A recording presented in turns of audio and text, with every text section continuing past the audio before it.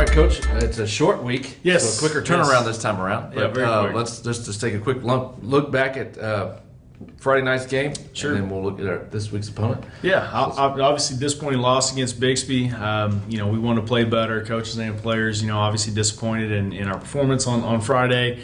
But you got to look to bounce back.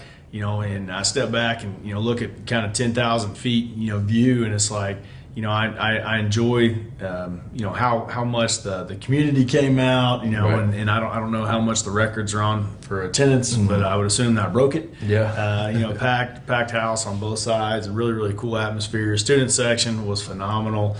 Fans were great. Had little kids warming up for the game, Right. third grade and all that, and it was really neat. And I just think that's so special how much a football team or sports in general can bring a community together. And I thought that was really neat. And then I also, step aside and say, the expectations were to beat Bixby. The expectations are to, end the 41 game win streak or whatever that is. And I just think that's really neat and a credit to our players and coaches for, 5 years ago when we got here, those would not have been the expectations, at all. And wouldn't have people would thought we didn't have a chance. And then now the expectations are to win every game. And I think that's really cool, and that's really neat. And that's, again, a credit to the players and coaches for buying into a dream and a belief and a vision and all those, and just keep working. But bottom line is all of our goals are still ahead of us as they were before the game, win or lose. You still have to continue to focus on getting better and just trusting the process and improving each and every week. And and really proud of how our kids have responded. They knew that wasn't them after the game. They were very disappointed. Disappointed this week, but win or lose, you have to try to go 1-0 each week. And as you mentioned, we have a short week this week. Yep. Thursday night game, at Muskogee. And our kids have to bounce back and very quickly and be able to respond. And so, disappointing as you mentioned, no doubt. But also, it's a move on, win or lose. Right. And prepare for the next. Yeah. So we got Muskogee. Anything about? Muskogee, an improved Muskogee team. They got a big win last week versus Bartlesville, and just really kind of came alive offensively. And if you've kind of watched them the past several weeks, Sand Springs played Sand Springs extremely tough. A really good Sand Springs team. Mm-hmm. Had it within a couple touchdowns, late to build a.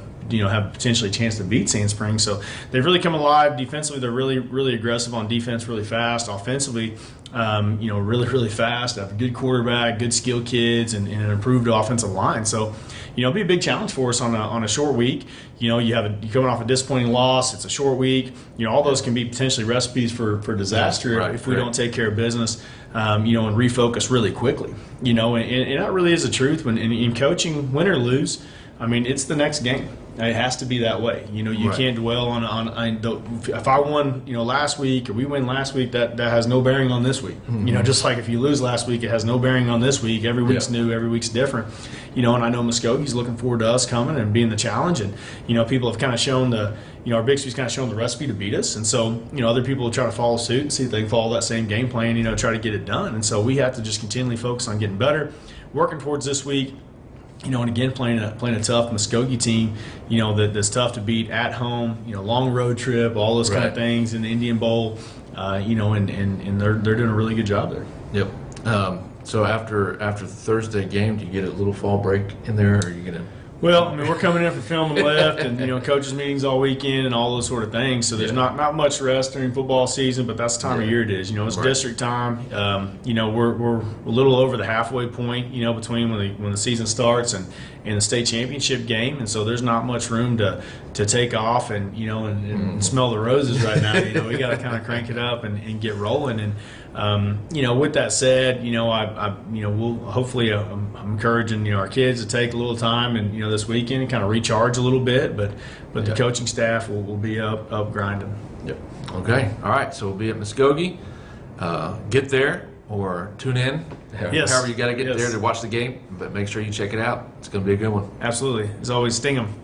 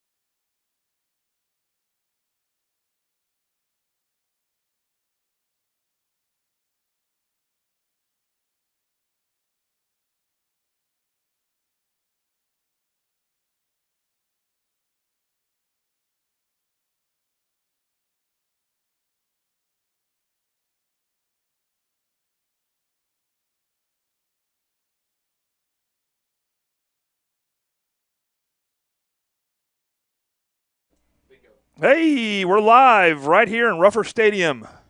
Here in Muskogee, Oklahoma. Hey, there's a song about Muskogee, isn't there? Yeah, isn't there some Okie from Muskogee?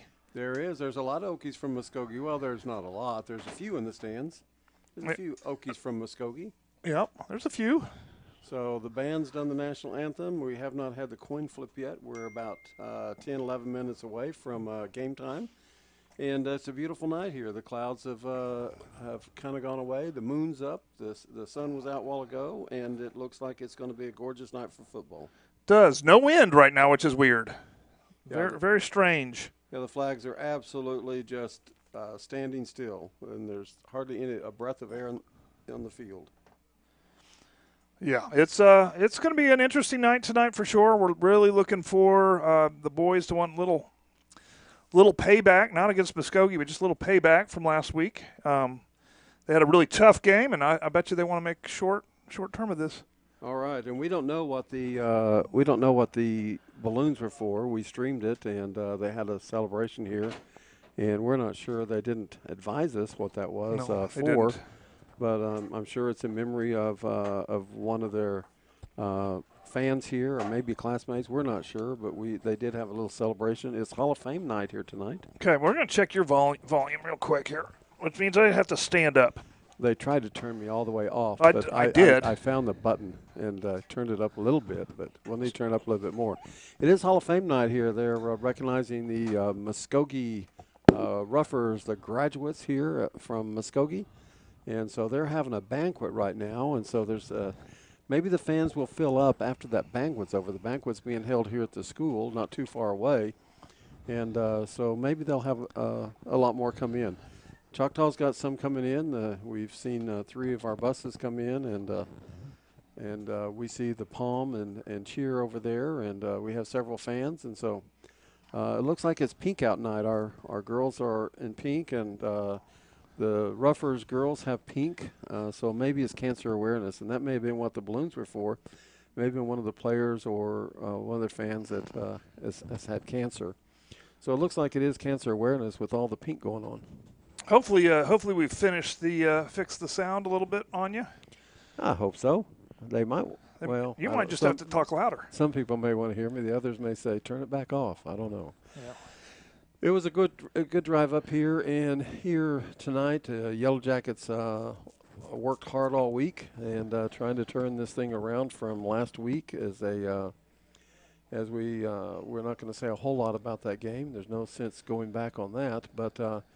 It's time to turn it around and move forward. And so the coaches have a good attitude. The young men have a good attitude. They've worked hard this week. And we sit with 2 losses on the year, one of them being to the out-of-state team there in Texas.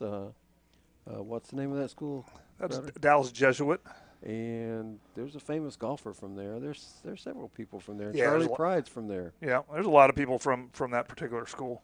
So, and then, of course, last week's loss in district. But I'll just let you guys know everybody in this district is going to end up losing to Bixby.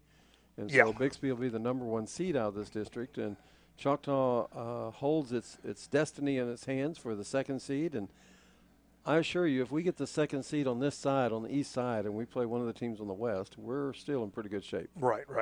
So, but it starts here tonight as we come out, and we need to come out and play – right off the bat, a good game and take care of the ball and not make those penalties. Yep, that's definitely it. We just need to play sound football, get better. Really, there's so much to work for in this game.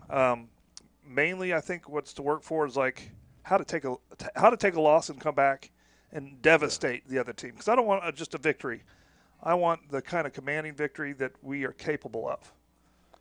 And so Muskogee here, like we said, they're 2-5 on the year. And if we take care of business and do what we need to do and don't turn the ball over, last week we had 6 turnovers or 6 fumbles, and all of them went to Bixby. That's right. We didn't even get any of our own fumbles. And so, that's #1. You can't beat a good team or any team, hardly any team, if you're going to give them the ball 6 times on your drives. So here we are tonight, and the teams are coming out on the field. Captains are starting to form, and we're about 7 minutes away from game time here in Muskogee. And we're glad you're tuned in. Oh, yeah. And we'd like to take a moment to thank our sponsors that help provide an opportunity for us to bring you Yellow Jacket football. All right. You know, one of the things I've noticed here is that the last couple places we've been, they have a big video board, and for all of you out there listening in, the next bond issue, I believe that may be incorporated into part of what they're wanting to do at Choctaw is to get a video board. It really makes the game here at the stadium a lot more enhanced as they show replays and highlight the kids and show. Right now they're showing the Hall of Fame people, and it just really adds a lot to the atmosphere of the game. It is a neat deal. It looks like we do see the Jackets on the field. If we could probably maybe get them over line up. We're not doing the tunnel. We do have our Choctaw banner. Our Choctaw banner. Captains over there tonight. Number 3 is Deshaun Brown. Number 12 is Ethan Roan. Looks like number 5 is Bolton Hawkins. And it looks like 54 is our center. And Mr. Crowder will give you his name, Robertson. Our center? It's no, Alton Robinson, yeah. Alton. It's 54. He is our center, right? Yeah. Okay, 54, a senior. And so 4 seniors representing Choctaw. The Muskogee comes out with their captains, number 2, number 3, and number 7. And Mr. Crowder's going to give you who those young men are. Number 2 is Kemp. Number 7 is Jamarian Ficklin. And number 3? Number 3 is Jaden Bell. And number 3 is a wide receiver. I saw them warm-ups, and I also was watching the video board before the game highlights. And he seems to be the young man that they like to throw to. But I'll tell you this, he doesn't look anything like the number 85 kid that was being thrown to last week. This one looks more we'll match up with him a lot better because he's not 6'3" and not 220. No, he's 5'8", 155. Yeah, so I think we can handle that young man. He may have a lot of speed, but we can handle that. We've got speed on our side of the ball as well. So the captains are going out to the middle for the coin flip. The roughers are gathering in their tunnel waiting for the coin flip so they can make their runway. And here at Muskogee, the band and the cheerleader line up on the field for the players to run through. It's a little different than what we've seen elsewhere. And on the Choctaw side, we have our cheer and palm out there. So we'll watch the coin flip here with you. I think we've got it on them. Yes, we do. And we're probably going to need to rig up your headset a little way. We're still not picking you up very good. They're not picking me up. Maybe I need to talk into it a little bit better. That works a little bit better for sure. I'll just eat my microphone. So here's the toss-up. Choctaw will receive to start the game. And Muskogee, I believe, deferred. It's our pleasure to be here to bring it to you. We hope that you'll stay tuned throughout the game and that this game should be good. Yellow Jackets are a favorite if you look at the newspapers, and of course we don't want the young men reading the papers and reading about them. Dude, I don't think anybody reads papers anymore. I read the paper, okay. But I guess nobody else does. So I'll let you know. Choctaw is about is 13-point favorite here tonight against the Roughers, and I think if we'd played them last week, we'd probably been about a 23-point favorite. But last week's game kind of dampened it, but it shouldn't because Bixby's really, really good, and we're on the way back here. Muskogee takes the field. Yep. I was going to say the only paper that I read is the Choctaw Times because it basically is involved with stuff that I care about, the local stuff. So are they a sponsor? No, but they are a sponsor. They print stuff about us. I mean, right? they're local, so okay. They do print stuff about us. They do a good job. And Ryan does a good job. And so here comes the Yellow Jackets. We're going to follow them on the field. I believe we're going to try. And then we need to probably go to a few commercials, and then we'll get kickoff. All right. We'll be back for Yellow Jacket football. All right.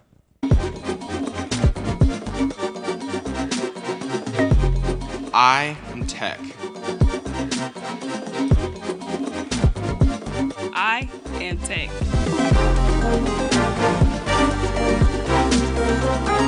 I am Tech.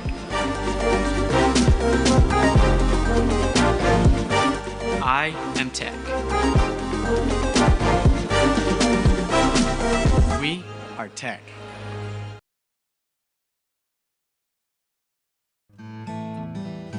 Tyler Pest Solutions, the gold standard in eastern Oklahoma County in pest control. Spiders, ants, fleas, scorpions, mice, rats, general pest control, termite control. We do it all. independently owned and operated right here in Choctaw. As a leader in the Eastern Oklahoma County Pest Control, you can count on Tyler Pest Solutions to use the safest, eco, and pet-friendly products available. The only bug you can't beat is a Choctaw Yellow Jacket. Hi, I'm Stan with SWM & Sons. We've been building in the Eastern Oklahoma County area since 1982.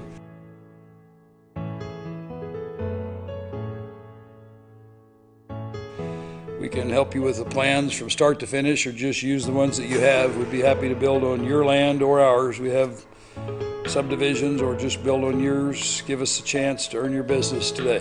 Thank you.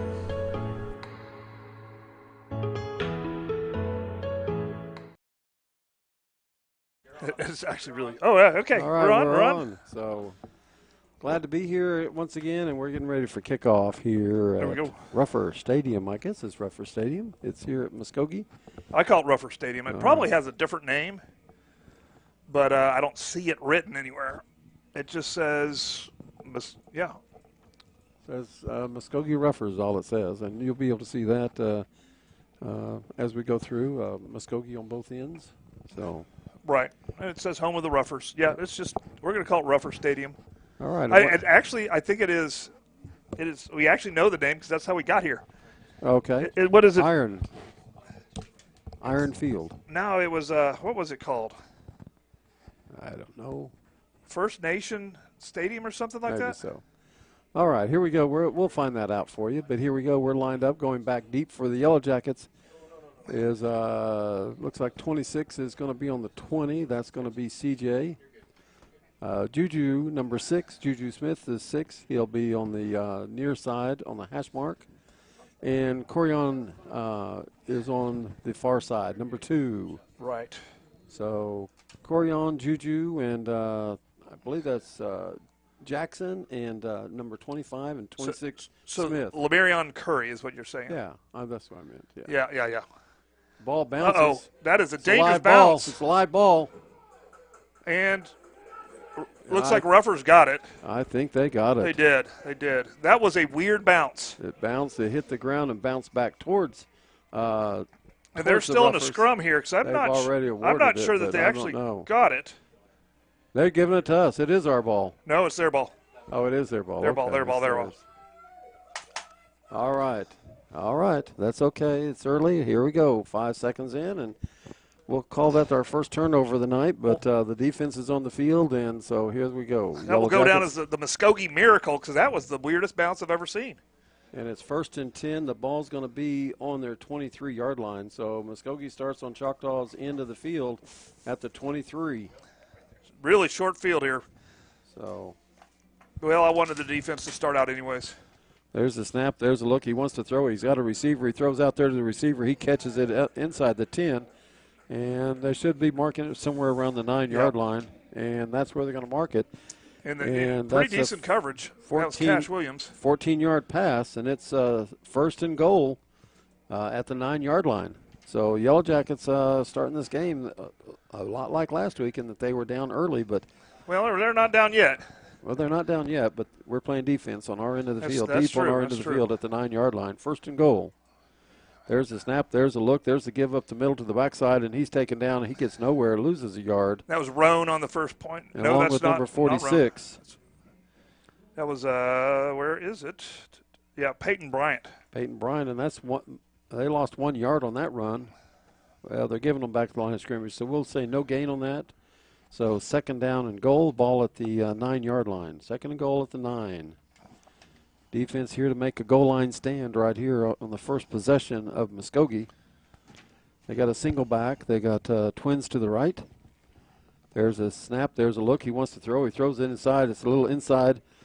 And touchdown. Inside slant to number 88. And the Ruffers score here at 10:53 of the first period. And that's Watson with the touchdown. It's a 9-yard pass, a TD. And so Yellow Jackets down 6-0. Kicker's on to do the extra point. So they'll spot the ball on the 10, so it'll be a 20-yard attempt for the extra point. The kicker's number 18. Snaps down. The ball's up. And it's good. And it's good. All and right. so here at 10:53 of the first period, the Ruffers jump out on a 2-play possession, and it is now Ruffers 7, Yellow Jackets 0. All right, let's go to commercial. We'll be right back.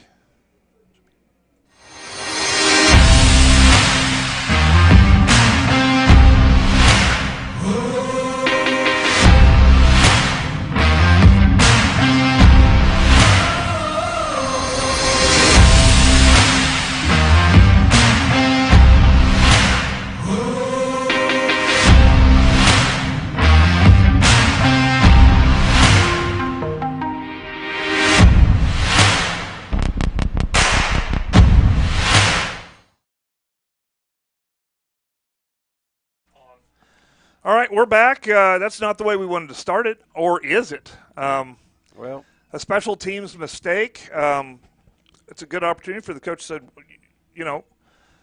that's okay. Yep, we that should happens. spot them some points. Make you hungry. So here we go. Offense getting ready to get the ball, and when they get the ball, then we'll have a chance to go score and tie this thing up. So, there's a short field, and that's okay. It's early. Right. 10:53 left in the first quarter. And Yellow Jackets back, and our receivers are up to the 15-yard line this time. They're not back on the goal line. We saw that he couldn't kick it to the goal line. We were playing too far back, and so there's the kickoff. And he kicks it to the 10, and we've got in the air that Juju. And Juju takes it 10, 15, 20, 30, 40, and he's across midfield to the 50. And he's got speed, folks, and he may take it all the way. He's to the 20, the 10. And he's at the 5, and he's in the end zone, and there touchdown, are no flags. Yellow Jackets. It's a Yellow Jacket Juju touchdown. Smith. That's a freshman out there, number 6, Juju Smith, with a 90-yard kickoff return to tie this up. And there are no flags on the field. No flags. And so the score now at 10:39, Yellow Jackets get back within a point. Now, I got a question. Does this count as a turnover since the offense doesn't get the ball again? Offense is going to just stay on the sidelines for a little bit. Okay.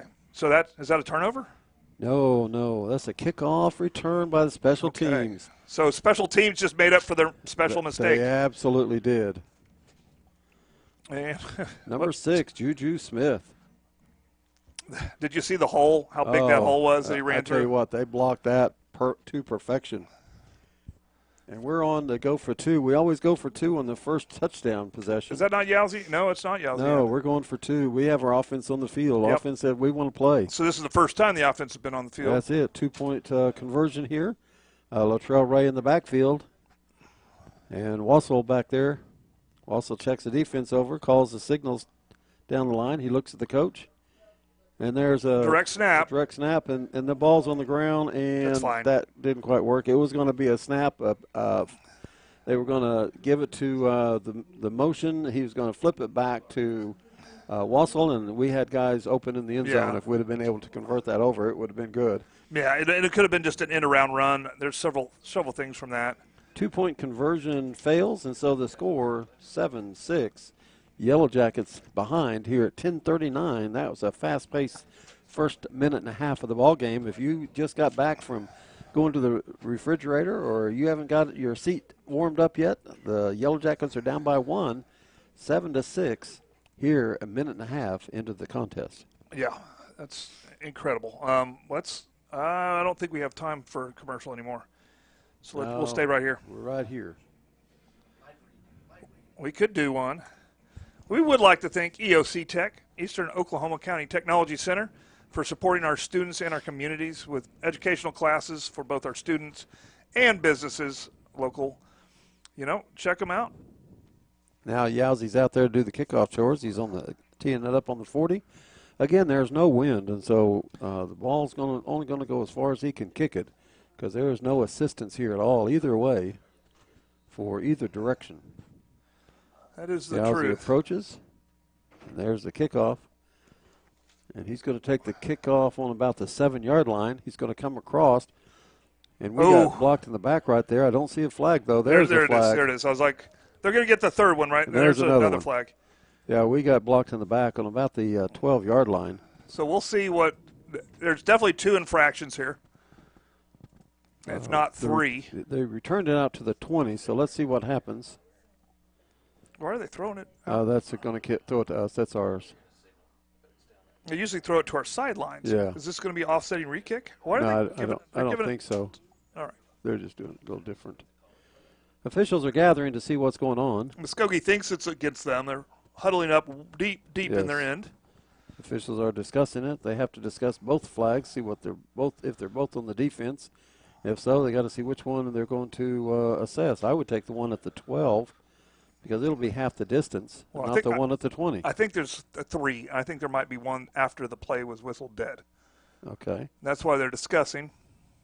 Although they could be discussing, where they should build their new house and who should build it.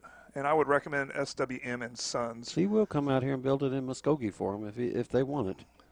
All right, they're going to tell our coach it's against them, and he's going to give our coach opportunities to make choices. Although it'd probably be a better decision to move to Choctaw. They called a holding against us, and they called a flag against them. I saw the official do a holding and point towards us. How did we hold? I don't know. We can't hold. I don't know. Let's see what the official actually calls here. No, it's hold against them. Well, he pointed our way. Let's see. There's a hold against them. Okay.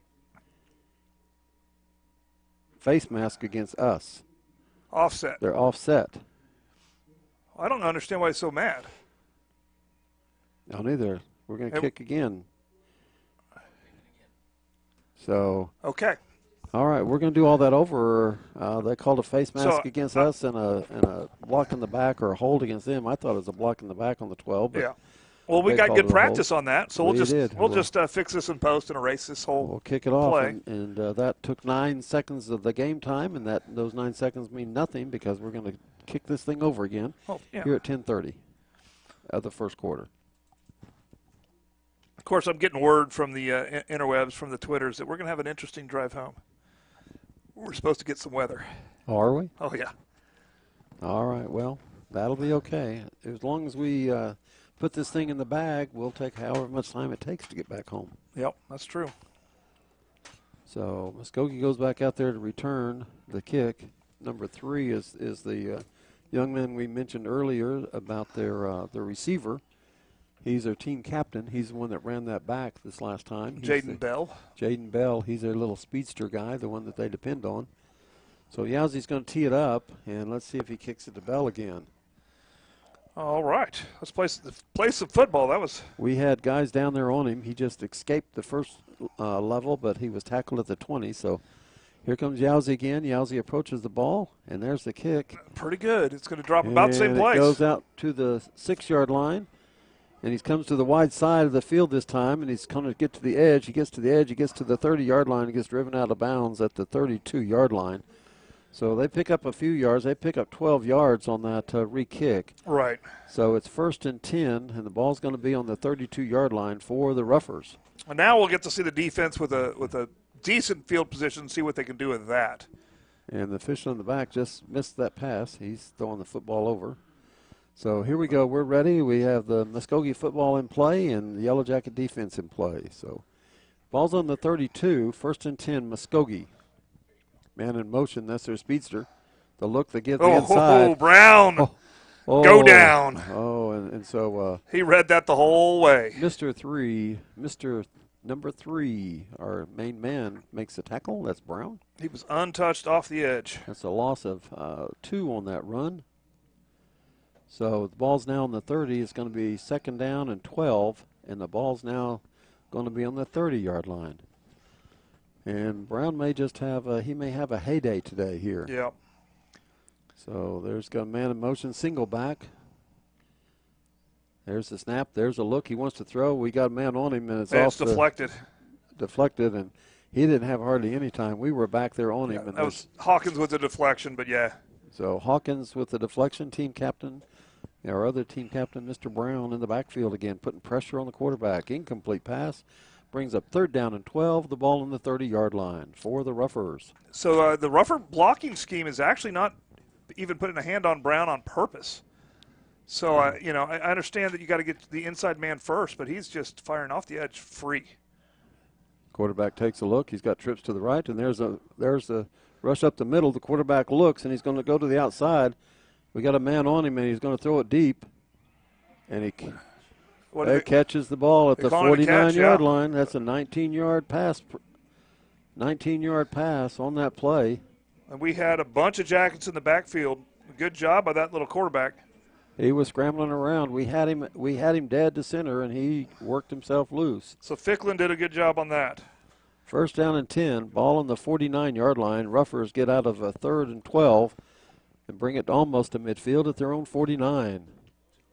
There's the snap, there's the look, there's the give. He comes to the outside, and he finds a seam. He turns it to the inside, and making the tackle there for the Yellow Jackets is number 16 for the Yellow Jackets.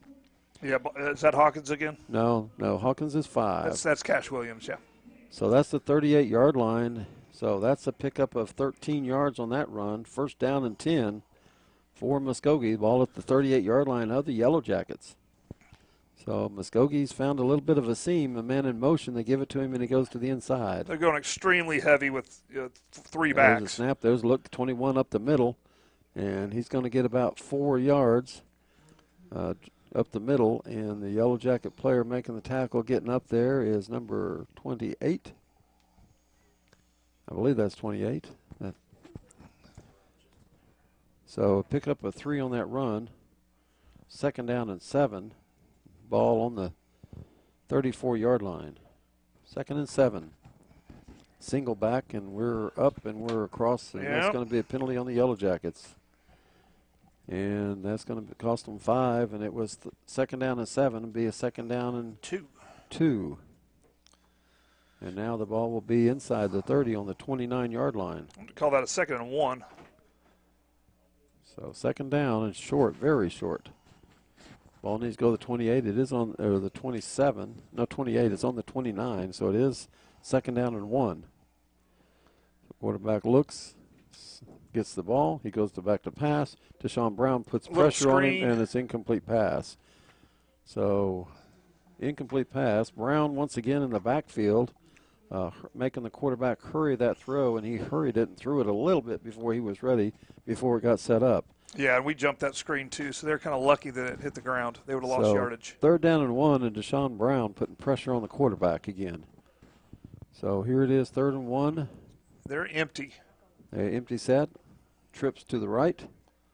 Quarterback calls, he gets the ball, he looks, he comes back to the inside. The ball's out of bounds. And that's going to be an incomplete pass. And so it's going to bring up 4th down and 1, and the ball's going to be on the 29-yard line for the Ruffers. They pick up 2 interceptions after getting that second down and 7. They get the 5-yard penalty and then they throw 2 interceptions. Now they got a back end, number 27. They got two incompletions. They got a H-back, 2 incompletions. 21 with the ball. He's going to pick up the first down. He crosses the 25 to the 24-yard line. I was fixing to say, where were those interceptions? What game was I watching? Incompletions. First down and 10. Ruffers pick up another first down. This time it goes to the 24-yard line. So the Ruffers moving the ball against the Yellow Jacket. It's taking them 3 and 4 downs, but they're moving it. So here it is, 1st and 10, ball on the 24.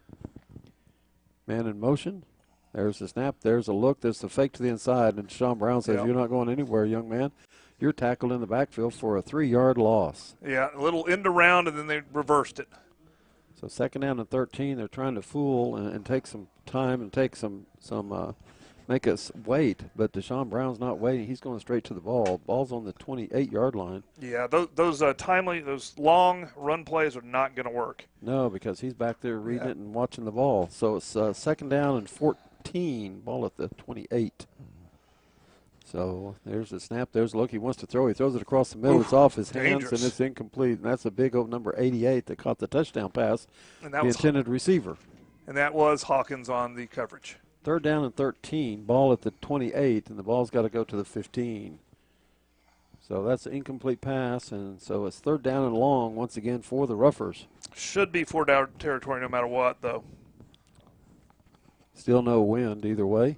No. So there won't be any wind that will affect it.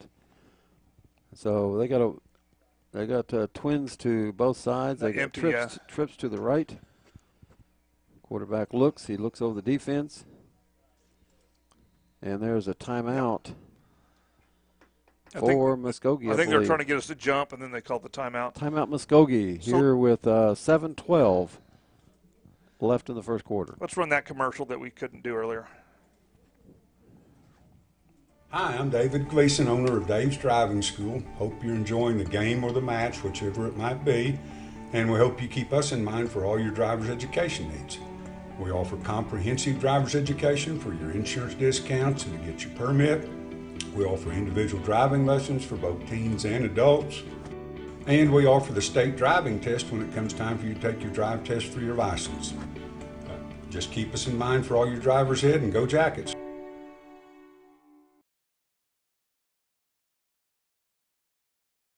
Technically, we're back?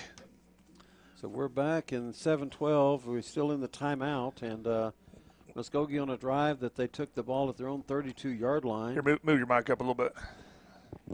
Muskogee took the ball from their own 32-yard line and driven the length of the field. They're now in the Yellow Jacket 28, where it's now 3rd down and 13 for the Ruffers. They have trips to the right, single receiver here to the left. The single receiver out here is the one that they've been throwing to, number 88. And there's the snap, and there's a look. We got pressure on him, and he gets outside. And there's the pass, and it's long. We got coverage. And it's out of bounds, and so it's going to bring up 4th down and 13. And that quarterback has got to be on his tippy toes tonight because he's getting all kinds of pressure from Deshaun Brown. Although he's got some pretty quick feet to avoid hitting the turf there. Because he had Brown. He also had, it looks like he had Davison back there with him.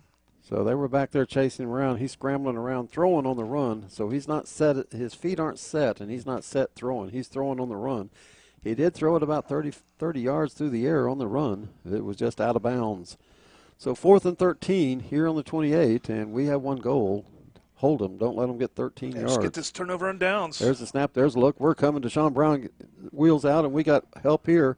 And they're throwing it, and it's out of bounds, and it goes all the way out to the track. Yeah. And that's a turnover on downs, and Yellow Jacket defense do their job, and Yellow Jackets offense is now coming on the field for the first time tonight at 6:59 of the first quarter. 1st down and 10, Yellow Jackets, and the ball will be at the 28-yard line. So let's see the offense. Let's see what they can do here. And that was R.J. Jackson back there in there.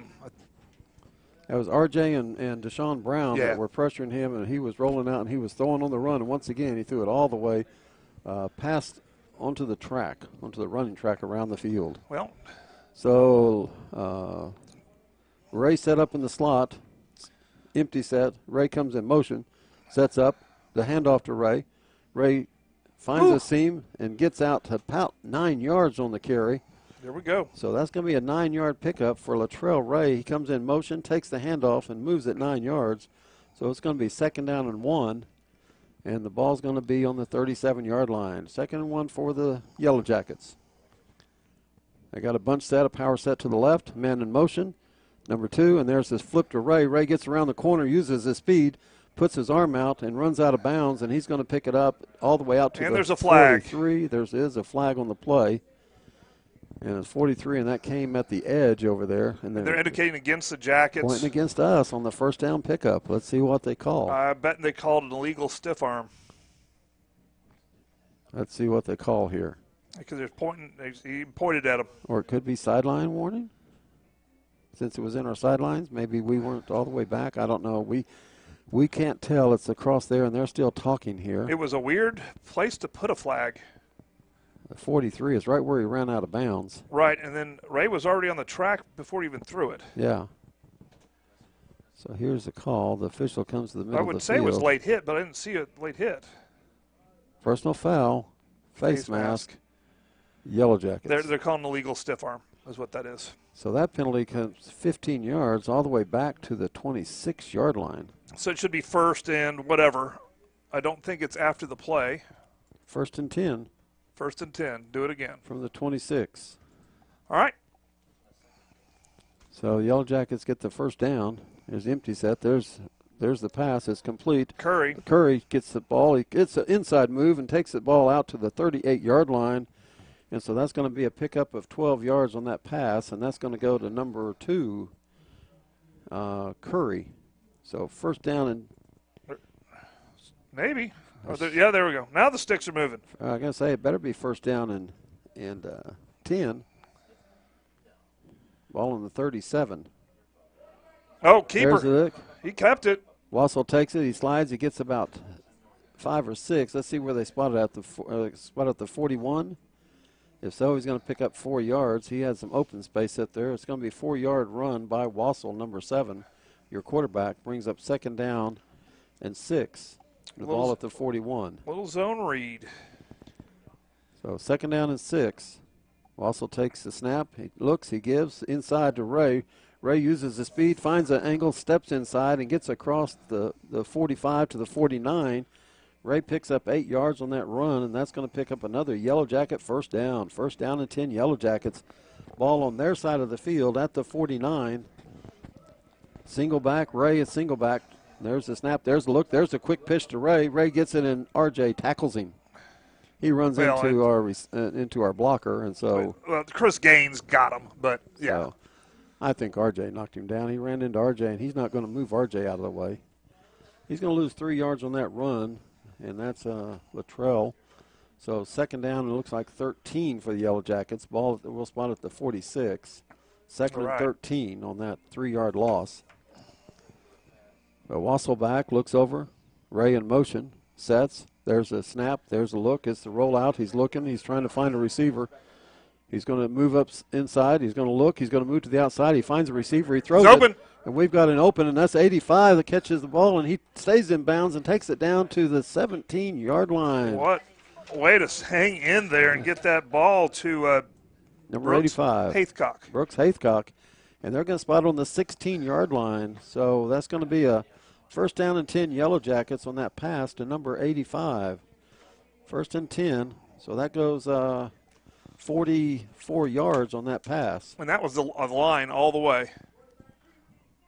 Wassel keeps it. He turns it upside. He's going to get about 3. Yep. So that's going to pick up a 3 on that run by Wassel. We're going to bring up 2nd down and 7, and ball's going to be on the 13-yard lines. 2nd and 7. Wassel calling signals. The Ray in the backfield. Ray now sets up in the slot. Empty set. 2nd and 7 from the 13-yard line. Yellow Jackets on the move. Wassel looks to the sideline. Reset. Man in motion. There's the snap. There's the look. Wassel looks. He wants to pass. He's rolling out. He's trying to find somebody. He throws the ball. He throws it over here, and that's going to be a touchdown pass. Yellow Jackets. That's going to be that Brooks? That's Brooks Haithcock again, number 85 on that 13-yard touchdown pass to number 85, Brooks Haithcock. Good patience there, waiting for that guy to get open. And that comes at 3:39 here in the first quarter. We are getting a little bit of condensation on this camera, making it kind of a smoky.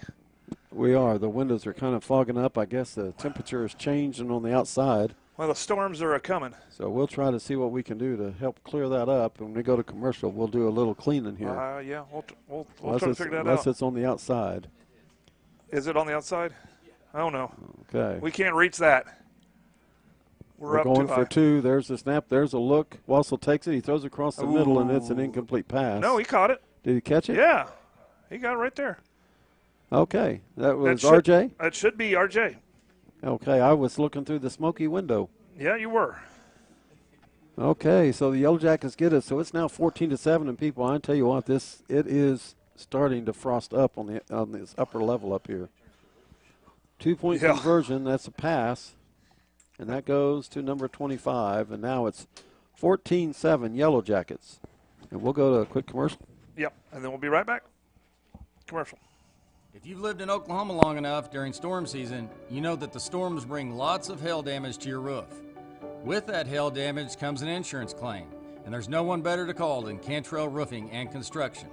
Since 1987, A+ Better Business Bureau rated, state licensed, bonded, and insured, our full-time staff takes all the stress out of an insurance claim or any project. From roofing to remodels, we do it all. Call us today for your free quote. And all again. Nope. Now we're back. I'm not an expert, but apparently the fog is in between the 2 panes of glass. Well, that's a real pain. That is a pain. We got a sponsor that could help them out. And there's the kickoff, and the kickoff goes out to the 5-yard line. He's going to take it to the right side. He's going to get to the edge. He gets to the edge. He gets to the 30, the 35. There's a flag. He's still on his feet, and then he's knocked down, and there he's tackled at the 35, and that's going to be number 6, Juju. Juju get the tackle. Juju makes the tackle. Two or three flags on this. There are flags on the field. I believe it's blocking the back by the Roughers, and he's going to toss that back to about the 29-yard line, or right on the 30. I believe they're going to call that a block in the back, and it should be set up at about the 20-yard line when they come out. Let's see what he says. Let's see what the official says. A holding against them. Yep. Against the Roughers. So that penalty will be assessed from the 30 to the 20, and Muskogee will set up first down and 10, and they'll start at their own 20-yard line when play resumes here. So the kickoff goes to the 5. He returns it out beyond the 30, but with the penalty, it comes back to the 20-yard line. First and 10 Roughers at their own 20. Well, I'll tell you what. If I'm the defensive coach, I'm saying don't get past the 50. Let them. That's it. And play contain. They're trying to get to the outside because there's no way they're coming up the middle. There's no way they can run up the middle against our inside string. That's not going to work. They might try that counter again, but it's not going to work because we're going to be sitting right there. So there they are. They got twins to the right. They got twins on both sides. Quarterback looks, man in motion. There's the snap. There's a look. That's to give to the outside. He turns the corner to the outside, turns it inside, and he's taken down there by number 12, Ethan Roan. Roan takes him down. He does get about 8 yards on that carry, as that was a man in motion. They hand it to the man in motion, and he's going to pick it up and get about 8 yards. So that's a pickup of 8 yards on that run. Second down and 2, and the ball's on the 28.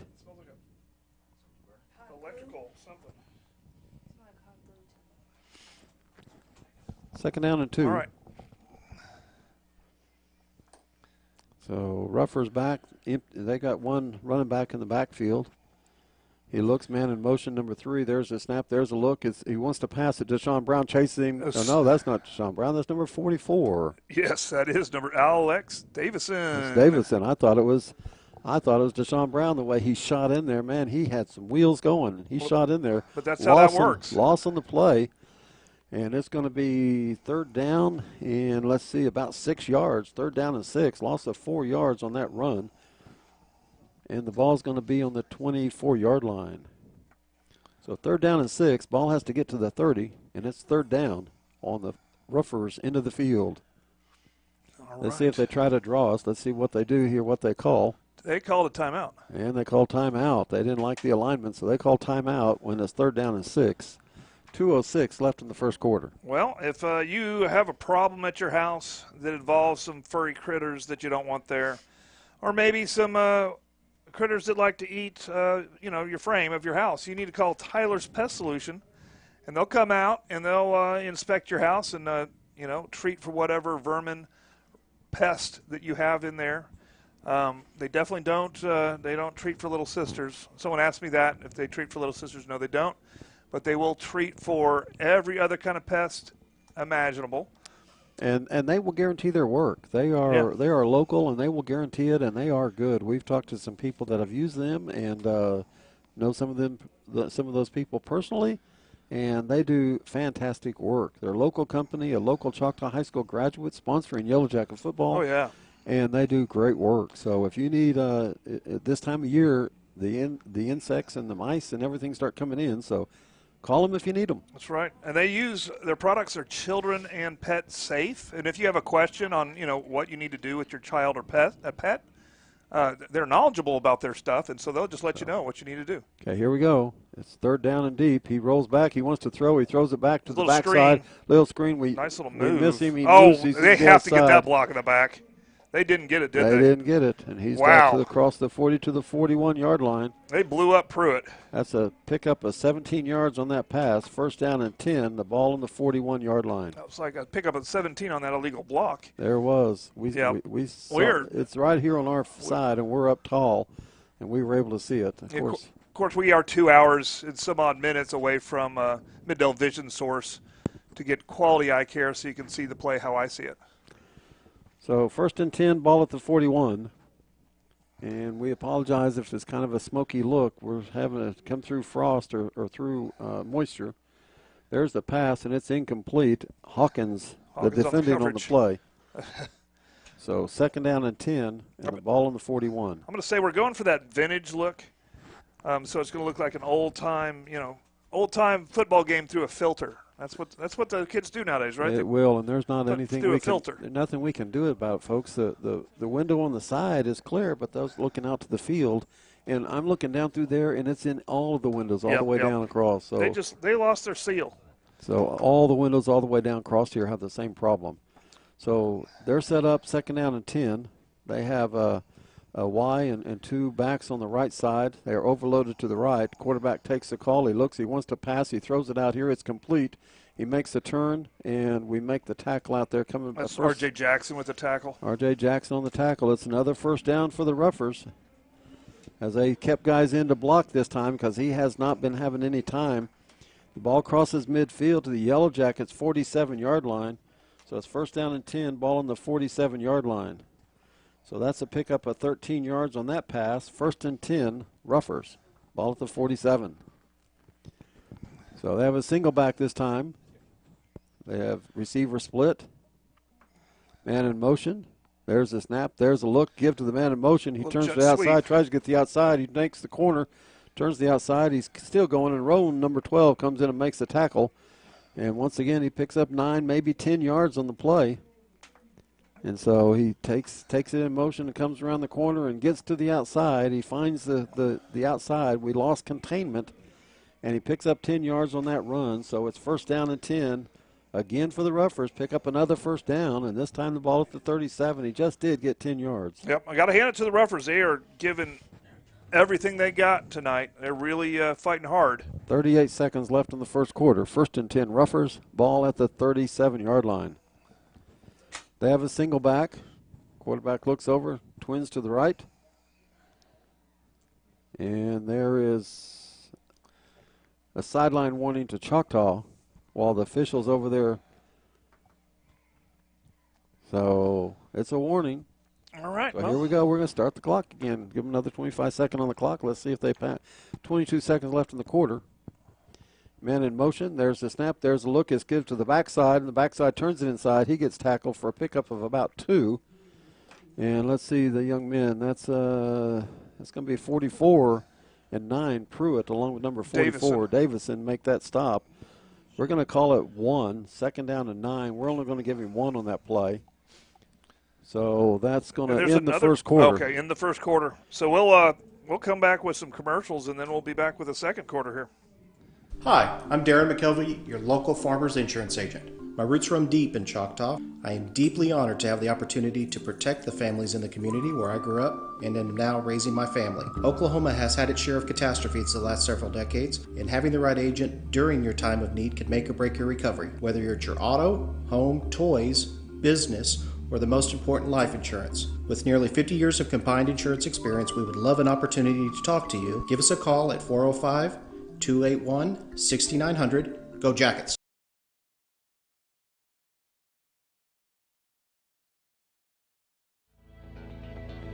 Vision Source, Midwest City. We believe life is all about your vision. How clear is your vision? Vision Source Midwest City is the leading provider of optometry services and vision care products in the Choctaw and Midwest City community. And we want to help you achieve and maintain a clear vision for years to come.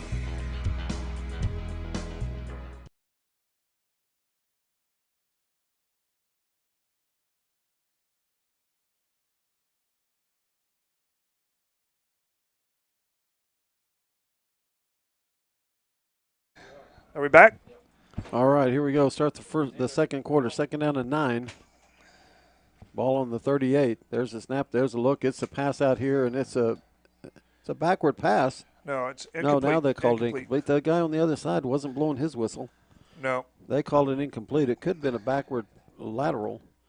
So it's going to be 3rd down and 9 for the Roughers with that incomplete pass. So Yellow Jackets here making a stand here in the second quarter. This is the 3rd possession of Muskogee. Yellow Jackets have had the ball 1 possession, have scored on that 1 possession. The other big play coming on the 90-yard kickoff return by Juju Smith. 3rd down and 9 for the Roughers as they gather in the backfield to get their signal. They actually huddle up. They do huddle up. So they come back. There's no back in the backfield. Empty set. Yeah. There's the snap. There's a look. Quarterback wants to keep it. She has a quarterback draw, and it's he nothing. Keeps it, and he gets about back to the line of scrimmage, and that's it. And that's going to be number 46, 45, 46. I can't see through the fog. It's tough. Yeah, unfortunately the camera's high enough up is it's less foggy than what we're looking through. That's good. That's a pickup of 1 on that play by the quarterback. So it's 4th down and 8. And obviously they're going for it here. And the Yellow Jackets can take a stand and get the ball back at the 35-yard line. So at the 34-yard line. There's a quarterback. He rolls out. He wants to pass. He throws it deep, and he throws it, and it's an incomplete pass. Turnover, and so it's a turnover on downs. Now, I guarantee you we have a sponsor, SWM and Sons, would know who to call or what to do. I don't know if they contract or subcontract for their window people, but they would know what to do. I bet you we have a bunch of just audience members that know a quick fix, but we couldn't get it fixed tonight. It would have to be I think they have to inject some kind of gas in between the windows. So it's 1st down and 10. Yellow Jackets going to take the ball at the 34-yard line as they huddle up. Now they're coming out. Their second possession of the night, and it comes at 11:15 of the second quarter. Yeah, just their second. So Wassel in there to call the signals. Takes a look at the defense. Got a man in motion. He sets. There's a snap. There's a look. It's a give. And I believe that's Latrell Ray. It is Latrell Ray. He crosses the 40 to the 42-yard line. So he's going to pick up 8 yards on that run, and that's number 15, Latrell Ray. 2nd down and 2, and the ball's on the 42-yard line. 2nd down and 2. All right. Wassel back. Latrell Ray in the backfield.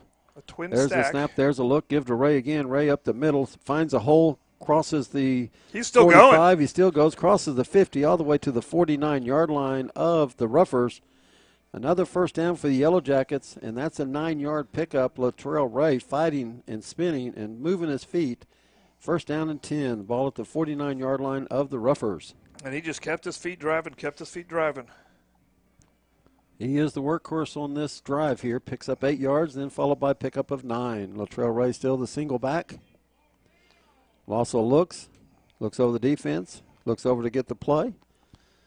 Looks like 9 seconds left, 8 seconds on the play clock, 7, 6. They're in a cover 3, it looks like. Yeah, There's in a cover a snap, 3. There's a look, give to Latrell Ray up the middle, and he finds room, and he gets about 3 yards that time from the 49 to about we'll give him 2 yards to the 47. 2 yards on the run by number 15, Latrell Ray.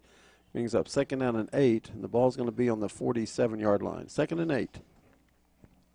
Yeah, they're in a cover 3 last play that just those slants were just wide open. I really wanted them to throw a slant. So, looking over to get the signals. Latrell Ray, the single back again. Got twins to both sides. There's a snap. There's a look. There's a give. Ray gets it, turns up the middle. Oh, shoestring. And he gets tackled at the line of scrimmage, and that's going to be no gain on that run. So it's now going to be 3rd down and 8 for the Yellow Jackets. Ball at the 47-yard line. No gain by number 15, Latrell Ray, once again with the ball. 3 runs, 4 plays on this, and Ray's got the ball every time. Brings up 3rd down and 8. 3rd down and long for the Yellow Jackets. Latrell Ray now out in the slot. Empty set. Trips to the left. Ray in motion. There's a look. Fake to Ray. Wassel takes it. Passes. R.J. Jackson takes the ball. Gets loose. Yep. He runs to the end zone. He's across the 10. Down at the 8-yard line. The 7-yard line. And so that's a 1st down, a 40-yard pass. Nice. And they tried to strip him, but he held on to the ball. He knew they were coming. And so it's going to be a 1st down and goal. We do have a rougher down right now. It's at the ball at the 12. And R.J.'s down as well. Yeah, no, it's inside. It's at the 6. It's at the 7-yard line. That's not RJ. Is it? Yeah, it is. Yeah, RJ down. They have a man down. We have a man down. RJ may just be having a cramp. So it's a 40-yard pass to RJ. 1st down and goal for the Yellow Jackets at 8:50. And both teams have a man down, so there is timeout on the field at 8:50 of the second quarter. All right. Where do we got the camera going on right now?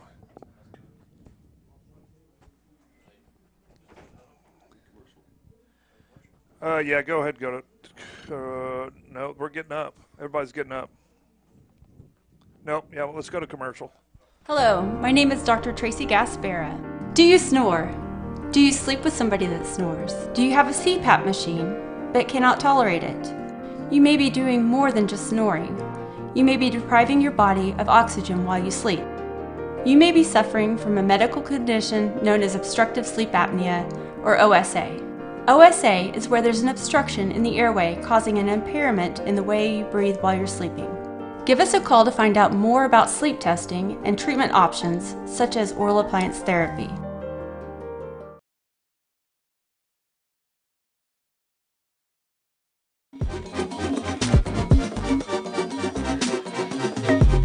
I am Tech. I am Tech.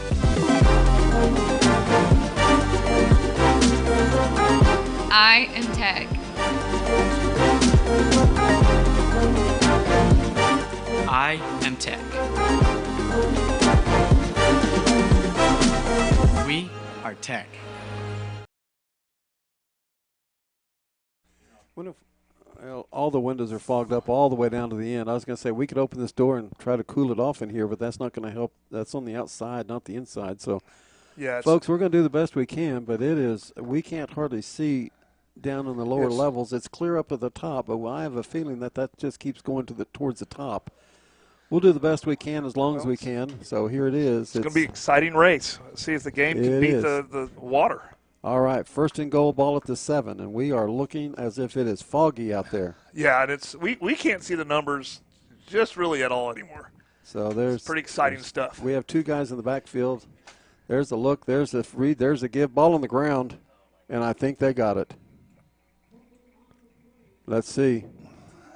They got the ball. There's a fumble on the exchange, and Yellow Jackets turn the ball over. That's the second turnover of the first half.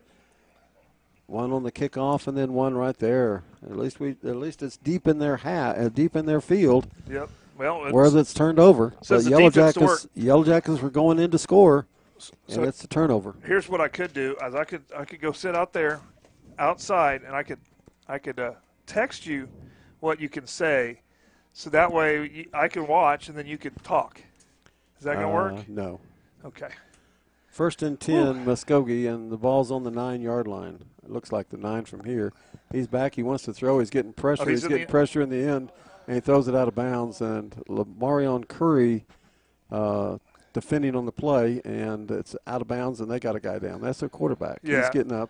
He got knocked down as he was throwing. I think he just got his feelings hurt. Not anything else, just his feelings. Second down and 10. And the ball on the 9-yard line. They're throwing out of their end zone. He almost had a safety. He was getting pressured back there in the end zone. Oh, I think he was doing a little acting, but he needs to know who is king of the acting school, and that is Choctaw. That's right. Just won their 18th regional, one act in a row. And they have state here in about a week and a half. Yeah. All right, there we are. They have a single back now. Quarterback calls, he looks, he throws it out here to the outside. Yep. It's a hook and ladder, and they give it, and we're on top of it. We got the ball. They fumbled. They turn the ball over. Let's see what the officials say. And it's Yellow Jacket ball. They turn the ball over. We get the ball as we make the stop on the hook and ladder. He lateraled it, but I don't think he ever made contact with the guy, and we end up with the ball. Yellow Jacket ball. And that's a turnover for the Ruffers, and that's their first turnover of the night. And we have it right back where we had it. That's true. I think we actually gained yardage, didn't we? I think we did. We were on the 7. What are we on now? We're on the 11? Now we're on the 7. We're on the 7. We're right there. First and goal and ball at the 7. My part of the window was fogged up. Well, yeah, I mean, everybody's window. So we have a single back. We can see that part of it. There's the snap. There's the look. There's the give. Latrell Ray up the middle. Touchdown, Yellow Jackets. He's in the end zone standing Latrell up. Ray. Nobody even touched him. Look at the line. Let's get those line up there. Let's let those people know who blocked that hole. That hole was big enough you could drive a Mack truck through. Latrell Ray, 7-yard touchdown run. So it should be Brody Hoffman, McCaffrey, Alton Robinson, Cage Butler, and Gabe Gaines. Should be the ones. It's hard to see their numbers. And that's a one-play drive from the 7 yards into the end zone. Let's Latrell Ray, number 15, on that carry. And here's Yowzy in, and we've got a flag. Yep. Pate Peyton Bryan might be in there too. See what he calls it. Offsides, and that's going to go against. That's going to be half the distance. Let's see if we go for 2. We declined it. Oh, we declined it. We're just going to kick it. So Yowzy in to do the extra point. And now let's see what happens here. Well, they'll take it. Oh, yeah, they will. Offsides them. As long as we keep refusing it, they're going to keep trying to get the jump to block it. Well, yeah. But it doesn't do us any good to accept it. Unless we're going to go for 2. Yeah, sure. So Yowzy now to kick. Let's see what happens here. They jump again. Ball's down, the kick's up. They're just trying to ruin our timing, but the kick is good. Extra point by Yowzy is good. And here with 8:29 of the first half, Yellow Jackets 21 and the Ruffers 7. Tyler Pest Solutions, the gold standard in eastern Oklahoma County in pest control. Spiders, ants, fleas, scorpions, mice, rats, general pest control, termite control. We do it all. Independently owned and operated right here in Choctaw. As a leader of eastern Oklahoma County pest control, you can count on Tyler Pest Solutions to use the safest, eco, and pet-friendly products available. The only bug you can't beat is a Choctaw Yellow Jacket.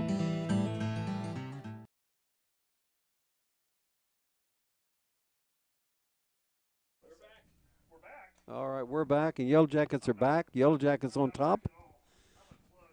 Yowzy is teeing the ball up. And they have 2 guys back sitting on the 10-yard line. Yowzy to do the kicking chores.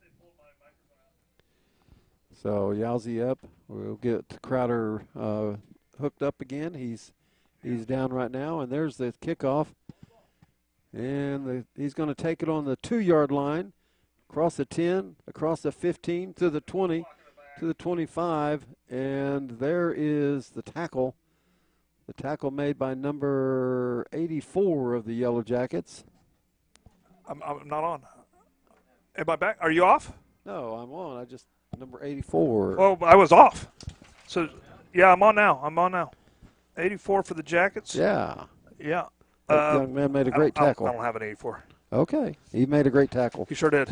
It's 1st down and 10, and the ball is on the 29-yard line. 1st and down, 1st and 10 ball on the Ruffers' own 29-yard line here, starting this drive. Quarterback back, empty set, calls the signals, looks, he throws it out, throws it inside screen, and it is complete, and he's going to get about 4 yards on that. He throws that slant, not the inside screen. Yeah. He throws a slant. And let's see, they're going to give him about 4 yards. 4 yards on that pass, and it's going to bring up 2nd down and 6. And the ball's going to be on the 33-yard line. 2nd and 6 for the Ruffers as they complete a 4-yard pass on a quick slant from the slot man. All right. I can't believe these coaches are trying to – the coaches aren't even in there. It's fogged up so much the coaches have left. Quarterback back. He's going to scramble. He comes to the outside. He throws it deep. He throws it at the sidelines. The number 88, their receiver. That's their main receiver. Catches the ball, and it's going to be a 1st down as the ball goes out to the 42-yard line. That's going to be a pickup of 9 yards on that pass as the quarterback scrambled around and found his receiver, a big old number 88. That's his main target tonight. 1st down and 10, and the ball's on the 47-yard line. 47, yep. 47-yard line. 14-yard pass. Yep. And we're going to run across, and that's probably going to cost us another 5. Let's see. It should. And that's a 5-yard penalty. Yellow Jackets trying to get across the line and get in there. It's going to be 1st down and 5. Ball's going to cross midfield and now be at the Yellow Jacket 48-yard line. And that's a penalty on the Yellow Jackets. Yes, it is.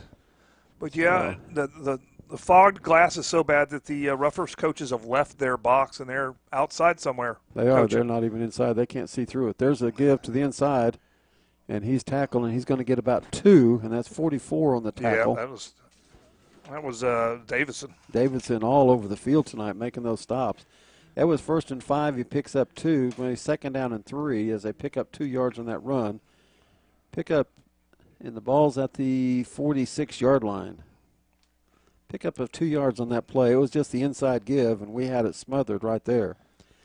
2nd down and 3, ball at the 46. Single back, man in motion. There's the snap, there's a look. It's give to the motion man. He turns the corner, gets around the corner, and gets across the 40 down to the 39-yard line. He's going to pick up 7 yards on that run. Going to be first down and 10 for the Ruffers at the Yellow Jackets 39-yard line. So they're moving the ball. They Yellow sure Jackets are they're giving it to the man in motion. They're just setting that man in motion, giving it to him, and he's trying to get to the outside. They're trying to seal the outside and get to the outside. Yeah, they're doing that little jet sweep, just trying to. There's a flag. There's a flag. That is an interesting flag. And it's when they broke the huddle. They broke with 12? They may have. Sideline warning Choctaw. Is that their second one? So now they're marking the ball off 5 yards. I'm not sure how that happened. I'm not either. This guy's way over here in the middle, so it's going to be 1st and 5 again for the Ruffers. They started this drive with the 1st and 5 on the last series, and now they got 1st and 5 again. Makes it tough on the defense. 1st and 5. There's the snap. There's the look. He wants to throw. He wants to get out to the outside. He's going to roll to the outside. A bad hold. Got guys on him. And he throws the ball, and he throws it to his receiver, and he catches it on the 6-yard line, and that's number 8. And no flags. So now it's first down and goal from the 6-yard line, and that's going to be a 28-yard pass. And now it's 1st and goal, ball on the 6. As the Ruffers aren't quitting, they have no quit. The quarterback's best play is he's just scrambling around till he finds somebody. And so we just have to stay on those receivers the whole time because he's become elusive. Officials timeout. Now the official starts the clock. All right. And I got a good view out the side window here. Yeah, you do. So it's 1st and goal at the 6. Quarterback back. He looks. He wants to throw. He gets to the outside again, and he's looking. He wants to run. He's tackled at the 10-yard line. And that's going to be number 12, Ethan Roan, and that's going to be number 9, Julius Pruitt. Pruitt and Roan, and they lose 4 yards on that run. And once again, he's just rolling around to the outside. He's scrambling around trying to find somebody to throw it to as he's just immediately gets the ball and he's just going to the outside. He's just it's a run-pass option. He's not sitting up in the pocket. He's not staying back in the back. He's just taking off. Well, there's no pocket. So it's an RPO. It's run-pass option on those plays. So 2nd down and goal. I think it's just run for your life. I don't think there's an RPO. There's a call. Well, and there's the yards back. There's another 5 yards. There's another 5 yards, and so we give them another short first down. And so now instead of 2nd and goal from the 10, it's 2nd and goal from the 5. So another penalty on the Jackets, and that's their third. Looks like good coverage to me. Let's see what he calls here. Pass interference against the Yellow Jackets. And there's another one. And there is another one. That most likely is a personal foul. Unsportsmanlike Yellow Jackets, and we're just losing our head here. So 2 half the distances, so it should be on the half. So it's going to go from the 2 to the 1 to the half. So they're not 15-yarders, but they're major penalties. No, yeah. Well, so yardage-wise, it doesn't look much, but I tell you what, it's now 2nd and goal from the 1. There's the snap, there's the look, there's the give, and he's going to bully his way. He doesn't get into the end zone. So it's now 3rd down and goal from the 1. And I tell you what, when you get penalty upon penalty upon penalty, that's 1, 2, 3, 4, 5, 6 penalties on this drive. And now it's 3rd down and goal from the 1. Yeah, time to make a defensive stand, a goal line stand right here by the defense. Looks like they lost an inch. They lost a little bit. They didn't get through. Single back. Defense is in there tight. Yeah. There's the snap. There's a look. He gives to the outside, and he's going to run to the outside, and there's a penalty. There's a hold. They've been holding us. Yep. They finally got it here. Let's see if they call it. Let's see what they call. There is a flag down on the field, and it is in where the offensive line is. Holding against the Ruffers. So we thank them for that penalty. We appreciate that. That'll cost them 10 yards from the spot, so it should be about from the 3 out to the 13. Let's see where they put it at. They are. It's going to be from the 13, so it's 3rd and goal now from the 13. Well, they had 2 H-backs lined up right, and I think they called one of the H-backs for that hold. So it's 3rd and goal from the 13. Yellow Jackets need to make 2 plays. They are in 4 down territory. So it's 3rd down and goal from the 13. There's the snap. There's the look. Quarterback looks. He wants to pass. He finds it. He's going to scramble around. We got guys on him. He throws it, and it's incomplete pass. I think he threw it beyond the line of scrimmage. No, he was back here around the 15. Yeah. Was he? Okay. It's incomplete pass. Once again, he's trying to go that big number 88 that's been their man tonight. 4th down and goal, and the ball's on the 13-yard line. 4th down and goal for the Yellow Jackets. Yeah. Here, 3:54 in the first half, and this would be a great defensive stand. They're going to go for 3. They're putting their kicker in. They're going to kick it from the 20. It's 30-yarder. Be a 30-yard field goal. There is no wind. So let's see what happens here. And we're coming, I'm He's sure. Looking. There's the snap, and the kick's they moved down. They're not going to call it, but they moved. And it's good. And they get the 3-point field goal. All right. Well, let's go to a commercial, then we'll be back for a kickoff. Hi, I'm Stan with SWM & Sons. We've been building in the eastern Oklahoma County area since 1982.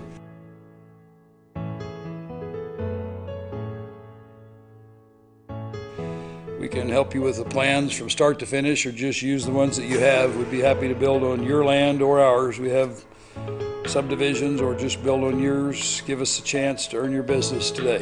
Thank you.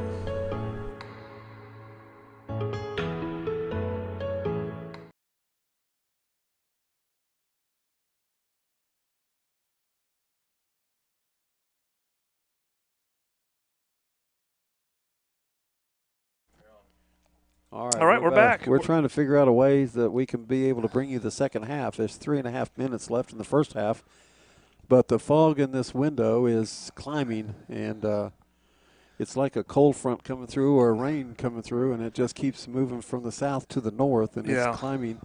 At halftime, we may see if we can reposition or do something. Again, we look down through there, and all the home coaches are all gone. They've been gone for a while because they can't see through the fog either. Right. It's and these windows don't open like they do at home, because usually at home we just open up the windows. Yeah, there's not much we can do here. Yeah, we can it's vintage. This is vintage footage. Yeah, the lighthouse out there just blew the horn, the fog horn. Yeah. So we have 2 guys back here as I look out the side window, which is okay because it's a different seal on this window. We got 2 guys back around the 10-yard line. That's Juju, number 6. He's be on your top of the screen. Well, that side window is covered with. Oh, and they tried an onside, and it goes out of bounds. So it should be. It should come to our 32-yard line. They tried to onside kick it out, and it goes out of bounds. So here with 3:49, they tried to do another little tricky play. Well, they might as well. That's what you want to do. 1st and 10, the ball's going to be spotted. Let's see where they're going to spot the ball. I can't see yet. I guess they didn't want Juju to run it back another 90 yards against them. Probably not. That's procedure, that hurts. And the ball's going on the 35. 1st and 10, the ball on the 35-yard line. With 3:49 here in the first half. Yellow Jackets up 21-10. So we have 2 backs in the backfield, or slot back. Yeah, just a little H-back. There's a snap, there's a look, there's the give, and Ray gets it, and he crosses the 40 to the 41-yard line. Is that Ray or is that Juju? I think it's let me see. I'll be able to tell you. It's Ray. It's Ray. It's number 15 as he picks up 6. Those numbers are just kind of blobs at this point. 2nd down and 4, the ball at the 40. 2nd and 4. Actually, 2nd and 5, the ball's at the 40. Pick up a 5. Empty set. There's a look. There's the pass. It's pass, and it's incomplete. Ball on the ground. Incomplete pass. That's good because I lost it. So it's going to be 3rd down and 5, and the ball's on the 40-yard line. 3rd down and 5. That was Wassel trying to throw it downfield. He had a man at the other 40, and he was sliding, and he just couldn't come up with it. So it's 3rd down and 5. Wassel looks over as it signals. Ray in the backfield. We got he's talking to Ray. Moves Ray to the other side. There's a snap. There's a look. You give to Ray across the 40, across the 45. He got the first. He gets the first down out to the 46-yard line, and that's Latrell Ray working his hiney off tonight, guys, as he picks up another 6. 1st and 10, Yellow Jackets. Ball at the 46-yard line. So 3:06 left in the first half. Yellow Jackets mounting a drive here. Empty set. Wassel back by himself, man in motion. There's the man in motion. It's the give to Latrell Ray. He finds a little seam. He moves up, and it's going to be a loss of 1 on the play. Blow that dead. Yeah. Come on now. Yeah, they just loss of 1 by number 15, Latrell Ray. He cut inside, and it just closed off on him. So it's second down, and we'll give him a loss of 1. Second down and 11. Ball now will be on the 45-yard line. Yeah, that's one of the ones that maybe should have bounced to the outside on that one, but he jumped up short. They were crushing us inside, and he kind of dipped inside and got caught up in the mess. So here it is, second down 11. Wassel gets it, flips it to Ray. Ray goes to the outside, and he gets taken down from the backside. Yeah. That lineman, that defensive lineman, catches him from the backside as Ray's trying to find the seam. He's taking his time, let the seam open up, and he gets caught from behind. So that's third and about, 14 there? Yeah, ball's on the 42-yard line. Loss of 3 on that run by Ray. So 3rd and 14. It was a slower developing play. Also with the empty set, 1:50 left in the first half. There's a snap. Wassel looking. He finds a man. He throws it deep. He's got open. a man He's deep, open, deep. He late. caught it. No, he didn't. He missed it. He drops it. He drops it. The ball dropped. He was wide open. He was behind the defenders all the way. And I'm going to try to find out who that is. I can't even see a number. Can't. Yeah. So it's going to be 4th down and 14. So 4th and 14 on that incomplete pass. That's going to be number 85. That's going to be Haithcock. Haithcock comes back, and we're able to see who that is. 4th and 14 now, ball at the 42. Yellow Jackets in tight, and this is where Wassel does a quick kick. There's a snap. There's a little high, and he gets the kick off. They have Looks nobody pretty back. good.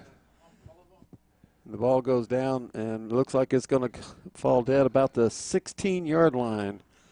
So he kicks it. He punts the ball to the 16 with 1:23 left in the first half. The Roughers will have the ball 1st and 10 at their own 16-yard line. Yeah, they don't a lot of times. They might try something crazy, or they might just try to go to the house and just run it a few times. Yeah, I don't understand why they didn't have somebody back when, they know that we don't do a regular punt formation, but it was, 4th and long, and they had nobody back. Yeah, but it's better to cover the play than have somebody back. They were afraid we were just going to go for it. So 1st and 10, ball at the 16. They have a single back. As we're looking through the fog here, there's a snap, there's a look. It's give to the outside. He gets to the outside, and he's got a blocker out here on the outside. He turns the corner, and he's taken down at the 28-yard line. That's a good tackle. And that's going to be number 18 for the Yellow Jackets. I don't think I have an 18. I don't. And that's going to be a 1st down and 10, and that's going to take it up to the 31-yard line. And that's going to be a 15 yards on that run by the Roughers. 1st down and 10, ball now at the 31, and that's 1:06 left, and they're going to try to go score. Well, might as well. So there's the snap, there's a look, there's the give to the number 21, and he's going to be taken down in the backfield. Yep. And we're going to try to get that young man's number as he. Good luck. Fortunately, the camera isn't looking through as much fog right now, but we are. Looks like that's Roan made that tackle. Roan did. So now that's going to be a loss of 1 on the play. And so that's going to be 2nd down and 11, and now the ball's going to be on the 30-yard line. All right. Single back. And, and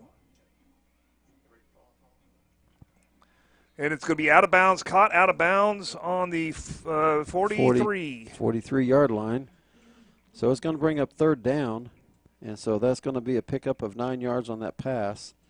So it looks like it's 3rd down and 1. Right, and we're just kind of doing the bend but not break kind of defense. 23 seconds left. He was out of bounds. The clock stopped. 23 seconds left. But they still got to get in field goal range or go for it all. I would expect probably they try to get this 1st down and then do a trick play. There's the snap. There's a look. It's just to give up the middle. And he's going to break through the front line, and he's going to go across the 40 to the 39-yard line. So it's going to be 1st down and 10 at the Yellow Jackets 39. And I saw C.J. Smith getting off that pile. That's going to be 18-yard run and on I that. saw Bolton Hawkins. 17 seconds left. That's 18 yards on that play there. And they called timeout. a timeout. So we got EOC Tech, SWM and Sons, McConnell's Record Service, Dr. Tracy Gaspara, DDS, Dave's Driving School, I think I already said, Middell Vision Source, Tyler's Pest Solution, Darren McKelvey's Farmers Insurance, Cantrell Roofing. I got that one. And Cane's Chicken. But yeah. So it's 17 seconds left in the first half, and the Ruffers are trying to get some points out of this as they trail 21-10. And they have the video board. They're showing the big video board up there. They show replays during timeouts and show their fans what's happening here on the field. Well, I'll tell you what's happening in this booth. If they had this built by SWM and Sons, we wouldn't have this window problem. Absolutely. And, maybe if you had Farmers Insurance with Darren McKelvey, then this looks like get this taken care of. And this looks like a pretty new press box up here as well. Yeah. They just they need some kind of work on these windows. First and 10, ball at the 39. Brutal. They're man in motion, and there's the flags. Let's see what they call here. It's on them. It's a flag against the Ruffers, and that's going to be a 5-yard penalty. So now it'll be first and 15, and ball goes across the 39 to the 44-yard line now. And that's a penalty against the Ruffers. So first and 15. They have a single back looking over the defense, and there's a timeout. Choctaw. Okay, we're going to think about it because they don't want them to score with 17 left. So we wanted to see what they came out in, and we call a timeout so we can adjust our defense. We had defense that we didn't like what we saw when they broke out and came out with their offensive set. And we know they can kick from the 20, and so we don't know the range, but they might kick from the 30. They may, but it's going to be tough to get there for them. Long ways right now. Yeah, but that's less than 10 yards to get to the 30. I don't know if the kid has that range, but first and 15 at the 44 when play will resume with only 17 seconds left in the half. That's correct. So Yellow Jackets guaranteed to take the lead in at halftime because they're up by 11 here with 17 seconds left, but they would like to take that whole 11 points into halftime and not give Muskogee the ball, any points here. Oh, no. Muskogee will get the ball to start the second half as the Yellow Jackets took the opening kickoff, and the ball came up short, and Muskogee recovered it. And so Muskogee will get the ball again to start the second half. So here Muskogee out, single back, trips to the right. Find that big number 88. He likes to, he's their favorite receiver here. He is. With 17 seconds left, and it's first and 15. So there he goes, man in motion. There's the snap, there's a look, and we got people in the backfield, and we got people in the quarterback. He's going to get loose, and he's going to get back about 3 yards, and he's going to get back. And, man, we were in that backfield. There's the flag. Okay. That might be a sideline warning for Muskogee. Well, they stopped the clock no matter what. I don't know why, but they did. So let's see what this call is.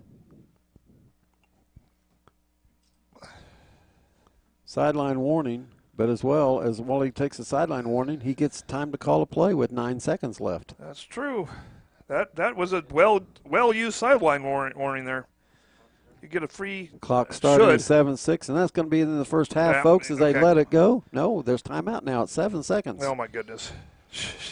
We thought he was going to let the clock roll, but he called timeout with 7 seconds left. Second down and 10, ball at the 44-yard line. When play resumes. Second and 10 from the 44. All right. So there's only 7 seconds left in this half, and we've had a lot. It's taken a long time to get to this last 30 seconds of the first half. It has. So I just sent out a tweet that shows everybody the view from the press box. That's my! If you're not following us, follow us at CHS Jacket Guys. It is pretty. Yeah, it's pretty bad. Yeah, the picture speaks louder than our words do, and I can't find my own picture I sent because I don't know how to do the Twitter. There we go. Look how bad that is. Oh, yeah, that's about what we're seeing. That's about what we're seeing. And, yeah, the overhead white lights are just bleeding out what we can see. So 7 seconds. There's the quarterback back. He's sacked by Brown. And that Deshaun Brown takes him down for a big loss. That's halftime. All the way back to the 48-yard line. Wow. So that's a 10-yard loss. That's a 8-yard loss. On that, Deshaun Brown says, nope, not this time. You're not getting away. So that's the end of the first half. Yellow Jackets 21, Muskogee 10 here in Muskogee. Right, and we're going to hopefully figure out a camera fix. And we're going to have a halftime show. And we'll have a halftime show, yeah. So if you want to stay tuned, we got a halftime show coming to you. Yes. All right. See you for the second half. Oh, goodness.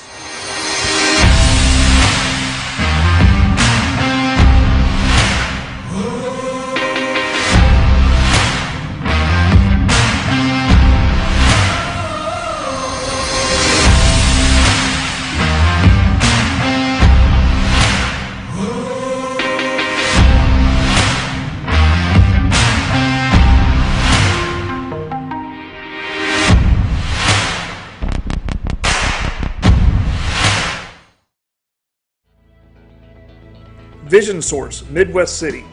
We believe life is all about your vision. How clear is your vision?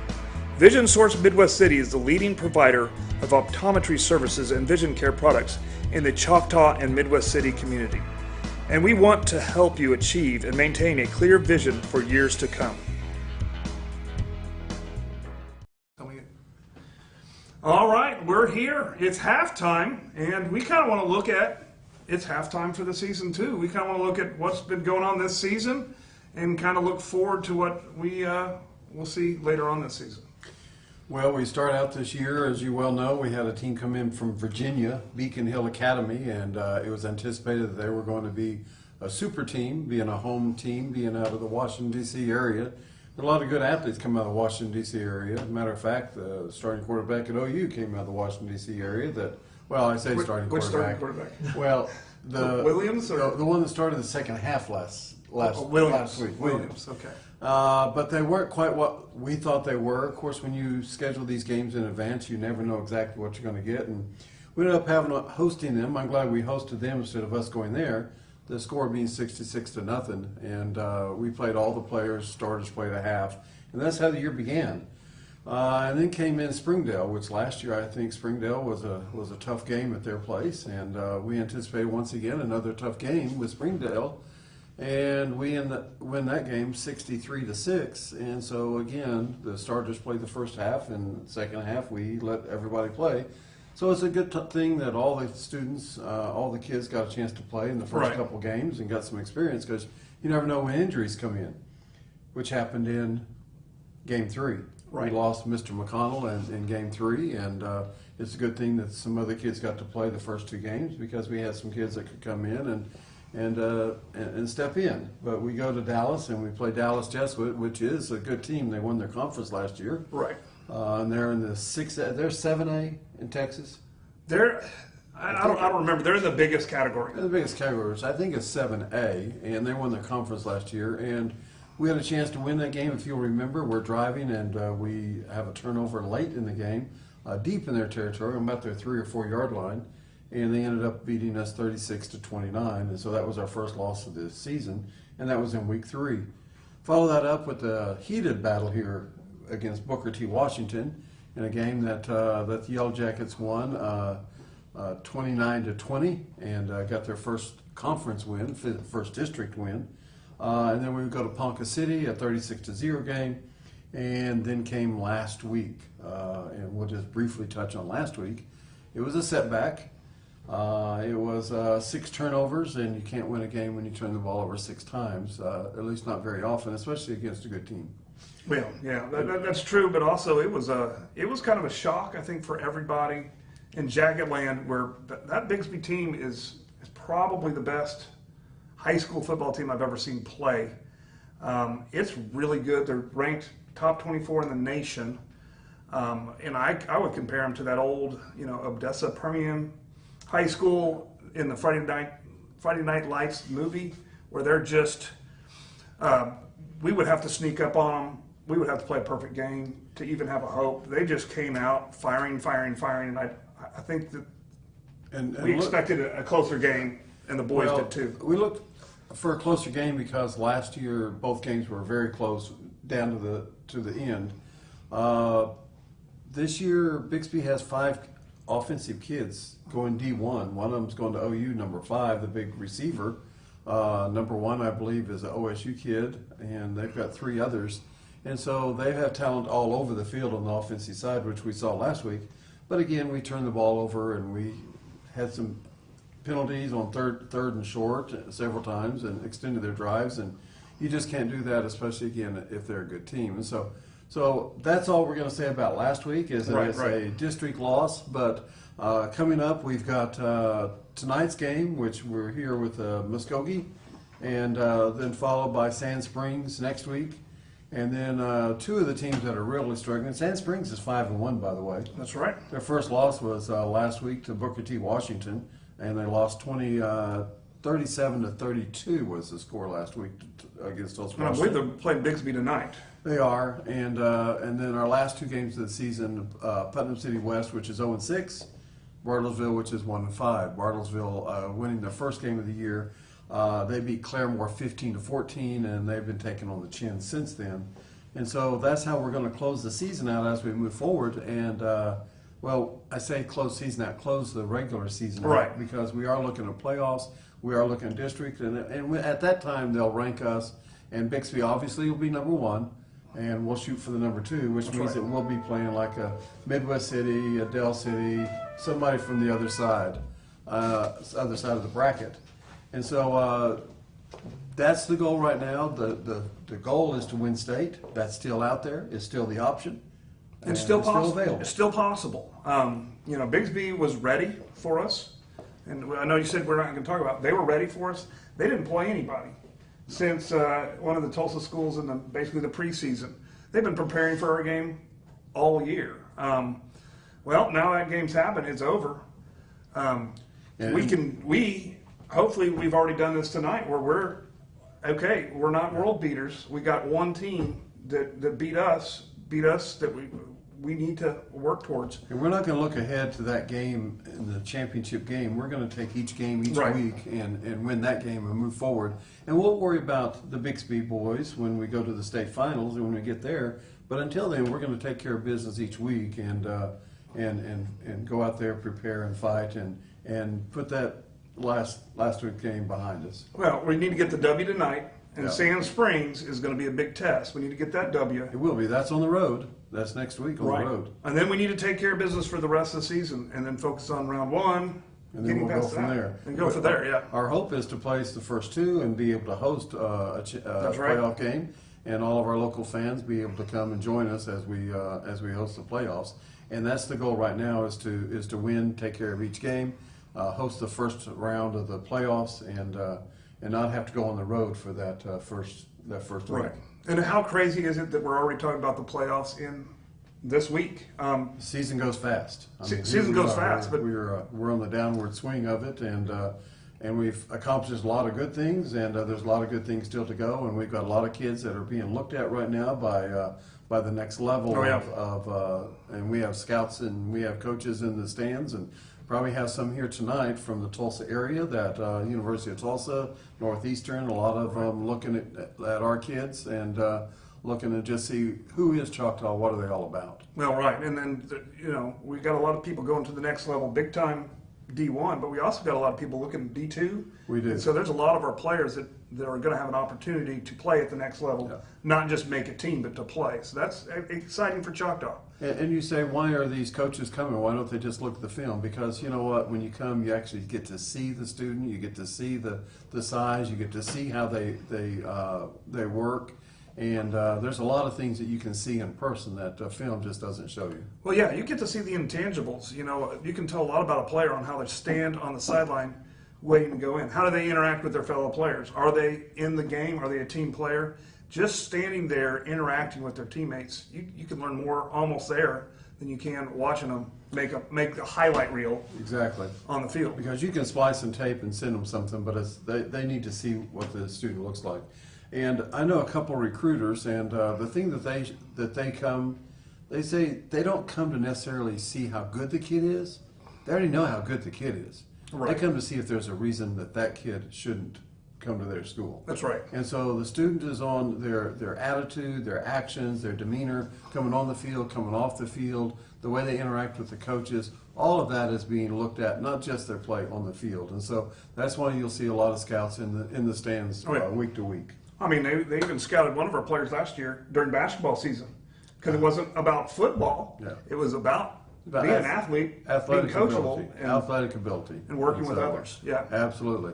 So we hope that this halftime show, that as we've recapped the first part of the year, and we look forward to the second part, that you'll come join us at home. And if you're not at home and you can't join us at home, then you'll tune in, and we look forward to watching the second half of tonight's game and rooting Choctaw onto a victory. And seriously, you're just part of Choctaw making history. Silver Ball last year, looking forward to great things this year, looking forward to great things next year and years to come. Like this is laying the groundwork. This is a ride that you want to be on for the long haul.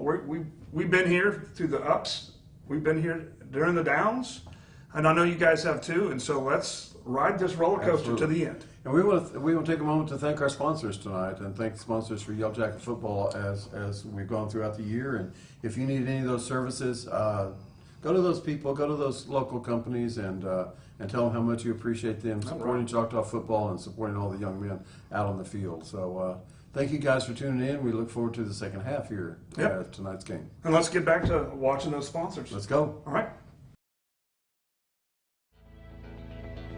Vision Source, Midwest City. We believe life is all about your vision. How clear is your vision? Vision Source Midwest City is the leading provider of optometry services and vision care products in the Choctaw and Midwest City community. And we want to help you achieve and maintain a clear vision for years to come.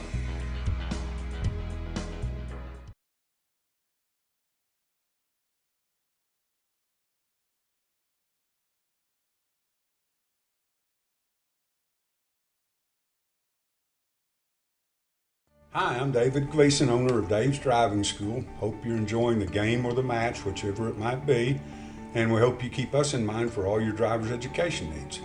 We offer comprehensive driver's education for your insurance discounts and to get your permit. We offer individual driving lessons for both teens and adults. And we offer the state driving test when it comes time for you to take your drive test for your license. Just keep us in mind for all your drivers ahead, and go Jackets. Hi, I'm Darren McKelvey, your local farmer's insurance agent. My roots run deep in Choctaw. I am deeply honored to have the opportunity to protect the families in the community where I grew up and am now raising my family. Oklahoma has had its share of catastrophes the last several decades, and having the right agent during your time of need can make or break your recovery, whether you're at your auto, home, toys, business, or the most important, life insurance. With nearly 50 years of combined insurance experience, we would love an opportunity to talk to you. Give us a call at 405-281-6900. Go Jackets. Hello, my name is Dr. Tracy Gaspera. Do you snore? Do you sleep with somebody that snores? Do you have a CPAP machine but cannot tolerate it? You may be doing more than just snoring. You may be depriving your body of oxygen while you sleep. You may be suffering from a medical condition known as obstructive sleep apnea, or OSA. OSA is where there's an obstruction in the airway causing an impairment in the way you breathe while you're sleeping. Give us a call to find out more about sleep testing and treatment options such as oral appliance therapy.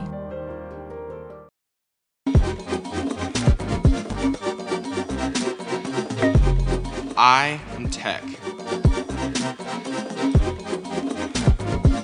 I am Tech.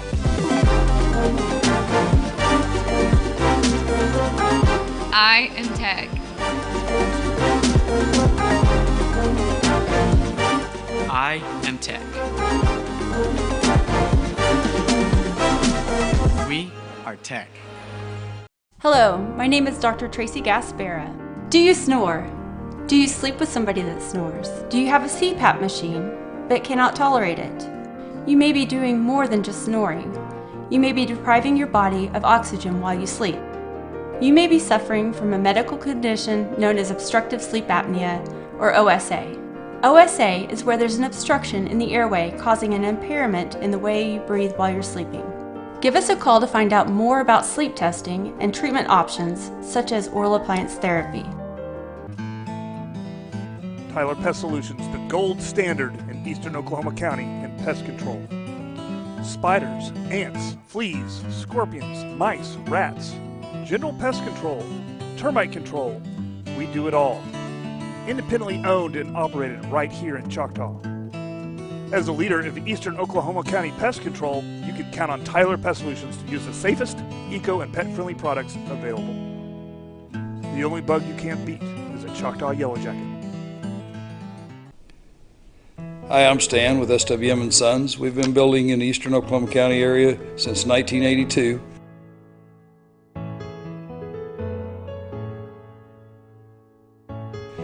We can help you with the plans from start to finish or just use the ones that you have. We'd be happy to build on your land or ours. We have subdivisions or just build on yours. Give us a chance to earn your business today.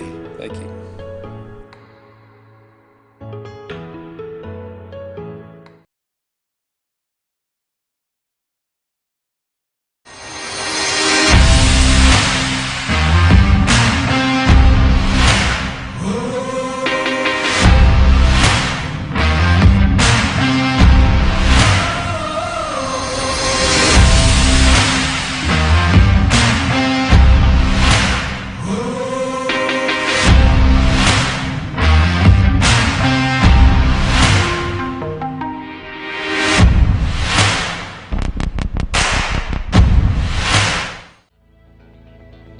Vision Source, Midwest City. We believe life is all about your vision. How clear is your vision? Vision Source Midwest City is the leading provider of optometry services and vision care products in the Choctaw and Midwest City community. And we want to help you achieve and maintain a clear vision for years to come.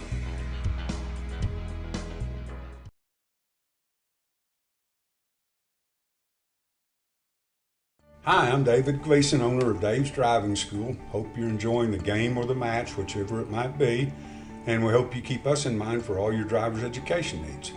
We offer comprehensive driver's education for your insurance discounts and to get your permit. We offer individual driving lessons for both teens and adults. And we offer the state driving test when it comes time for you to take your drive test for your license. Just keep us in mind for all your drivers ahead and go Jackets.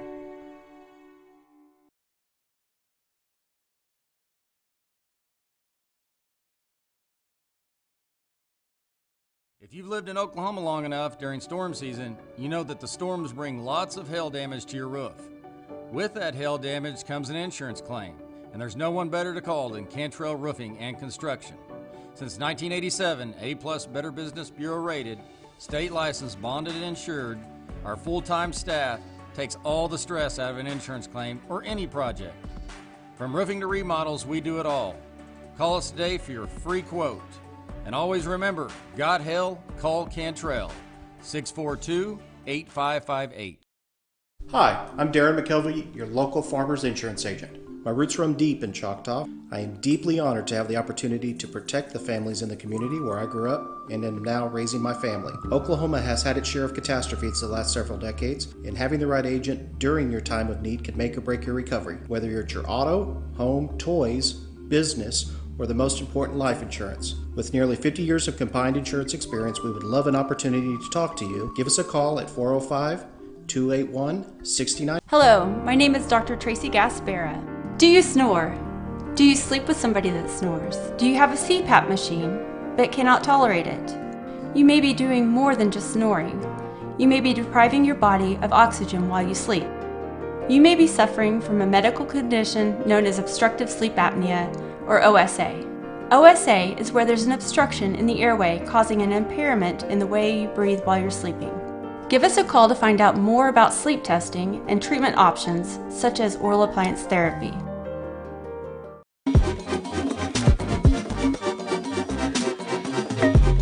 I am Tech. I am Tech.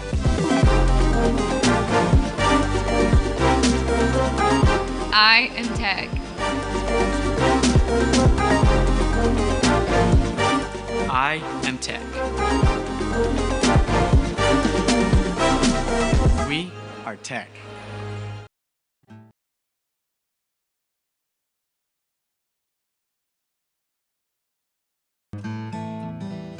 Tyler Pest Solutions, the gold standard in eastern Oklahoma County in pest control.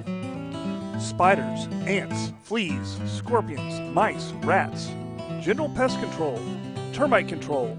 We do it all. Independently owned and operated right here in Choctaw. As a leader in the eastern Oklahoma County pest control, you can count on Tyler Pest Solutions to use the safest, eco, and pet-friendly products available. The only bug you can't beat is a Choctaw Yellow Jacket.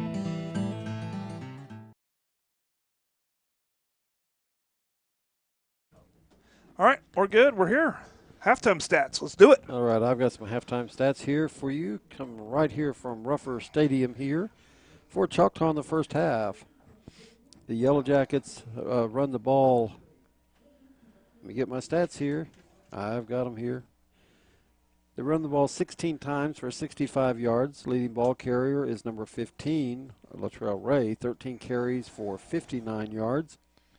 Through the air, the Yellow Jackets complete 3 of 5 for 97 yards. The big plays, a 44-yard pass to Brooks Hathcock and a 40-yard pass to number 25, R.J. Jackson.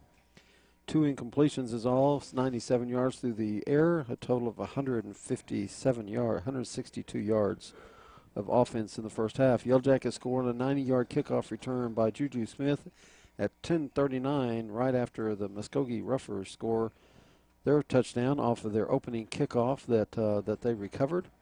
Yellow Jackets come back, take the next kickoff all the way to the end, into the end zone for the 2-point conversion is nullified, and the Ruffers led 7-6.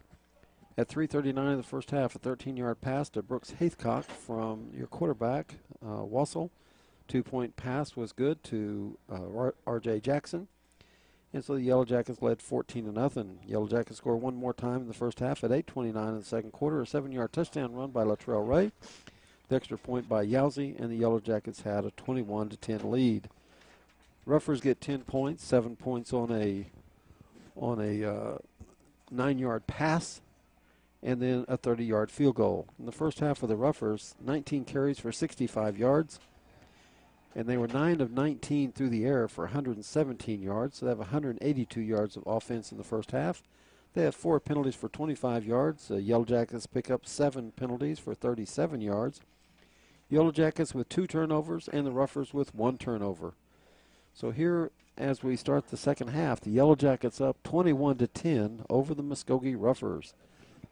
Minute 39 before we take the field for the second half. And once again, we apologize for the view. Your view at home, as I'm looking at the monitor, is much better than ours. Much better. We are looking through smoky glass, and it looks, we're in the fog up here. We can't hardly see. It's not fog, but the windows are fogged up. We can see images, but it's going to be difficult for us to call it real close, but we will do the best we can here. Yes, we will, and, it's still anyone's game at this point. Jacks need to come out firing. Second half, they need to take care of the ball. They need to get this stop right off the bat. Stop the Ruffers in their tracks. Yeah, because we'll be kicking the ball off because they won the toss and they deferred. We took the ball to start the ball game, and that's where the kickoff hit the ground, bounced back their way. They recovered it. So the Ruffers get the ball to start this half, and we need to set the tone right here. Like you said, Crowder, we need to set the tone and shut them down and not give them any momentum here. And it's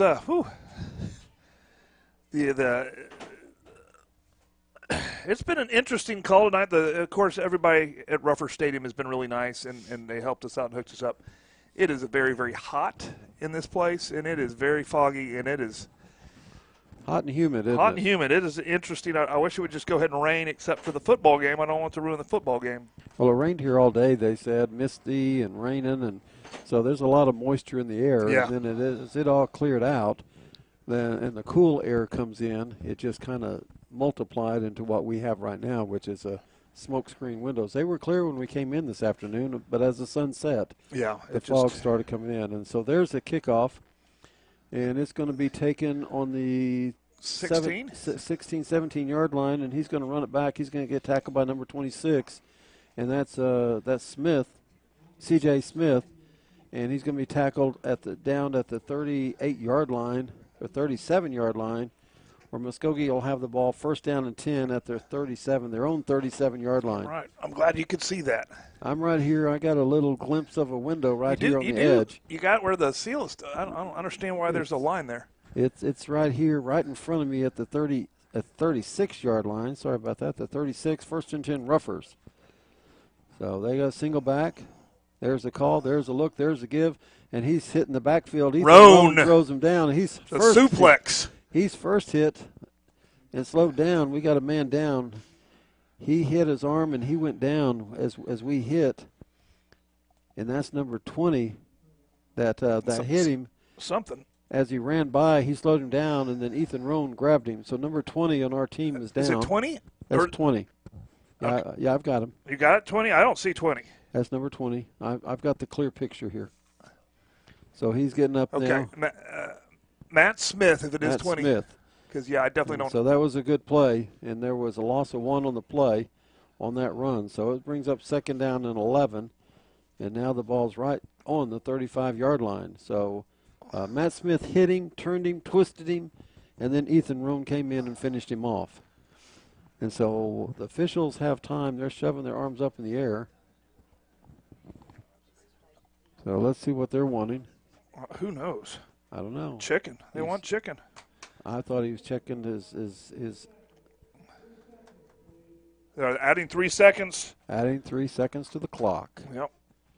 So here we go. The ref is Mike down there. He should have just said what he wanted instead of trying to get those signals. Here we go. Second down and 11. There's the snap. There's a look. He wants to throw. We got him. We're chasing him down. He gets to the outside. He finds a receiver. And they're going to did they call it a catch? They called it a catch. Okay. And that's going to be at the 44-yard line. So that's going to be a 9-yard pickup. So it's going to bring up third down and 2. The ball's at the 44, 9 yards on that pass. And it's third down and 2. The only way I knew it was he caught it is because the official came up and marked it. I couldn't see it. Yeah, no, I didn't see a ball. I'm on the edge here. Yeah, it's hard to. So it's third down and 2. There's a snap. I saw that. There's a call, and we're off. And so that's another 5-yard penalty on the Yellow Jackets. And we'll extend this drive on a penalty. I just imagine that what we're looking through is what some people see every day when they do not have vision source glasses. Yep. First and 10 at the 49, and that 5-yard penalty will help extend this drive for Muskogee as it gives them a first down, another third down penalty offsides. So it's first down Muskogee as they're trying to mount an attack to get back into this. Man in motion. There's a look. There's a give. It's a shuffle pass to the inside. It's a delayed draw, and it's a shuffle pass. And the ball came out. Ball's loose. I don't know what's going on. People are just doing some combat rolls out there. Let's see what they call it. And they're going to give it to the Yellow Jackets. Yep. Yellow Jackets get it. And so it was complete. It was a good run. He got tackled. The ball comes out, and Yellow Jackets get it at the 35-yard line. So that's a turnover for Muskogee. And so that fumble, after he gets down to the 35, so that's a 16-yard run and fumble. And so Yellow Jackets will take over first down and 10. Ball at the 35-yard line, their own 35. So we'll do the best we can as we go through this. He'll do the best we can. The camera actually does pretty well. The camera's good. On the left side of the 50. You guys got a good shot there. So here's got a single back. There's a snap. There's a give to Latrell Ray. He crosses 5. He picks up 10, crosses the 40, crosses the 45, and the 50, crosses all the way over into rougher territory at the 49-yard line. So it's going to be first down and 10 Yellow Jackets at the 49 as he picks up 16 yards on that run. Yeah, this is where we're going to hand it to Ray and just wear into those roughers. Wear them down. Single back twins. Motion. And there's a flag. So let's see what this flag's for. Procedure. We're moving backwards. That's our second penalty of this half, so it'll be first down and 15. Ball at the should be at the 46-yard line. Cross midfield at the 46. All right. We're single back twins still, same formation. A little motion. RJ in motion. He sets. There's the give to the inside. He crosses. Look Wow, at that he's run. got room. Look at that run, and he breaks free, and he's across the 20 and down at the 16-yard line. Bust up the middle. What a run. Yep. Just a big old hole. Big old hole. You can drive a truck through it. And that line, as they opened up that hole, he hit it quick. And, of course, that's Latrell Ray, number 15. And it's going to be a first down and 10, ball on the 16-yard line. Hand off Ray again. Ray gets the ball, and he gets about 3 from the 3 or 4, yeah. From the 16 down to the 12-yard line. Pickup of 4 for Ray. That's number 15. So it'll be second down and 6, and the ball's on the 12. So once again, Latrell Ray in at the back. Also looks, gets the signals, gets the ball, gives to Ray. Ray crossed the 10. No, that's not Ray. Yes, it is. It's pulled down at the 10-yard line. So he's going to pick up 2 yards on that run. So it's going to be third down and 4, and ball's on the 10. 3rd and 4 for the Jackets. So there's looking, getting the signals. All right. Looks like we got an H-back lined up right. Latrell in the backfield. Twins to the left. Still looking for the signals. Now we get the signals in. And it's third down and 4 from the 10. There's the snap. There's the look. There's the give to Ray. Ray hits the 10. He hits the 5. He looks to the outside. He runs to the end. And he crosses the end zone. Touchdown. Yellow Jackets. As Ray just takes his time, looks for the hole, breaks it out to the outside, and outruns them to the corner. There's nobody going to catch him on that outside. No. And there's a flag. Really, after the fact? Way after the fact, and he's yelling at our sidelines. Let's see if he's another sideline warning, I'm sure. But that R.J. Jackson was out there just as the H-back, just blocking, cleared that way, wide open. That's the Trail Ray. So they didn't call anything. No, they didn't. I don't know what that was. That's probably just like some yellow piece of paper stuck to the window. It was the snaps down, and he gets up and he's looking, and it's a fire. And he's throwing it back across to RJ. RJ gets it, and RJ's tackled in a 2-point conversion. It's a bad snap, and we try to get out of it. We complete the pass, but it doesn't go anywhere. And so that extra point conversion is nullified, and it's 27-10 here at Rufford Stadium at 8:38 of the third quarter as Yellow Jackets score again on their possession. They scored on 3 of their 4 possessions in the first half, and they score on the first possession of the second half. All right, let's go to commercial.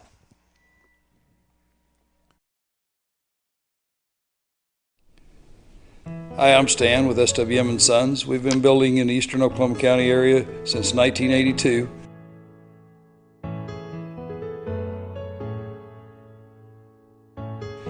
We can help you with the plans from start to finish or just use the ones that you have. We'd be happy to build on your land or ours. We have subdivisions or just build on yours. Give us a chance to earn your business today. Thank you.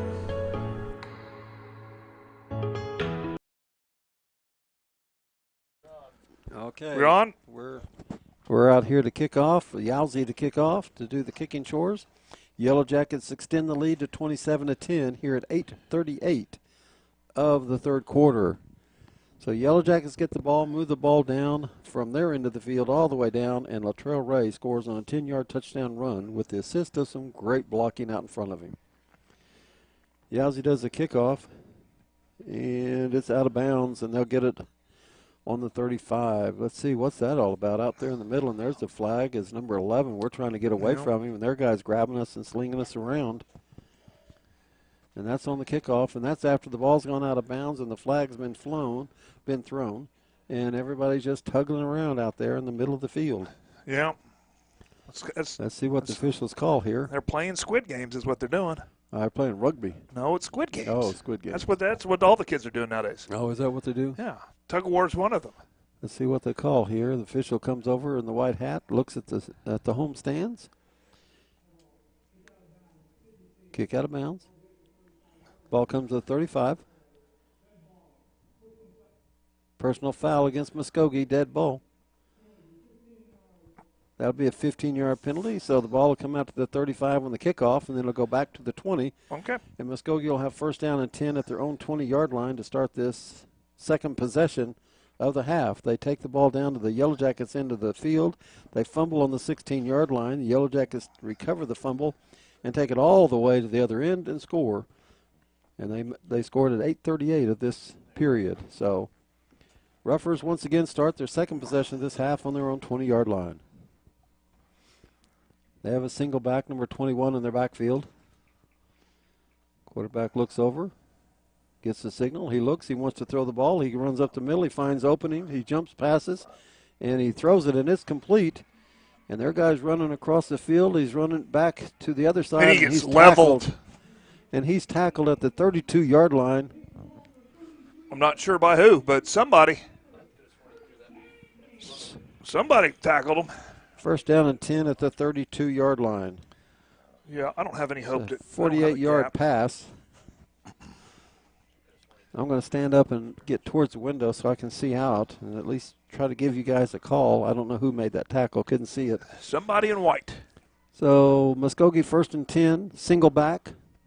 They have twins to the right, man in motion. Roll out to the side. He looks, he flips it to the man in motion. Pitch. He gets the corner and he's run out of bounds at about the 33-yard line. That was just the old triple option right there. It absolutely was. No gain on the play. Be second down and 10.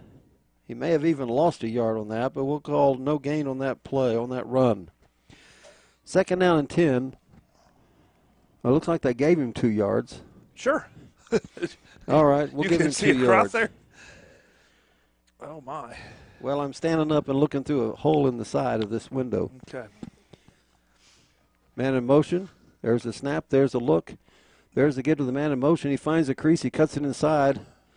And he gets tackled at the 26-yard line. Yeah, they are really living off that jet sweep. Pick up a 6. Brings up third down and 4. Here, move your foot. Here. Third down and 4. Ball at the 26-yard line. Muskogee comes out. Single back. Yep. Quarterback looks. There's the signal. He's back. He wants to pass. He sets up. He looks. He throws us back to the weak side. And he gets free. And he's into the end zone. And Muskogee scores. Yeah, they do. Touchdown Muskogee. He rolls to the left. He throws back to the right. And Muskogee scores on that pass. It's going to be a 32-yard or 26-yard touchdown pass. All right. And Muskogee comes back and answers the Yellow Jacket touchdown. And that comes at 7:09.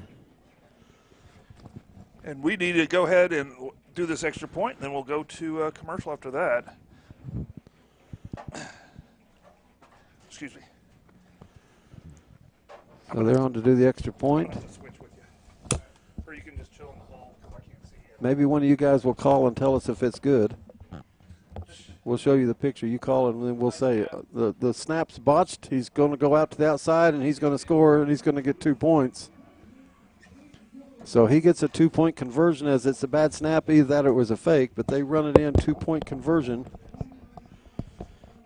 And now that makes the score 27-18. And that's at 7:09 of the third quarter. Muskogee comes back and drives the ball from the 20-yard line. They take it 80 yards on the Yellow Jackets.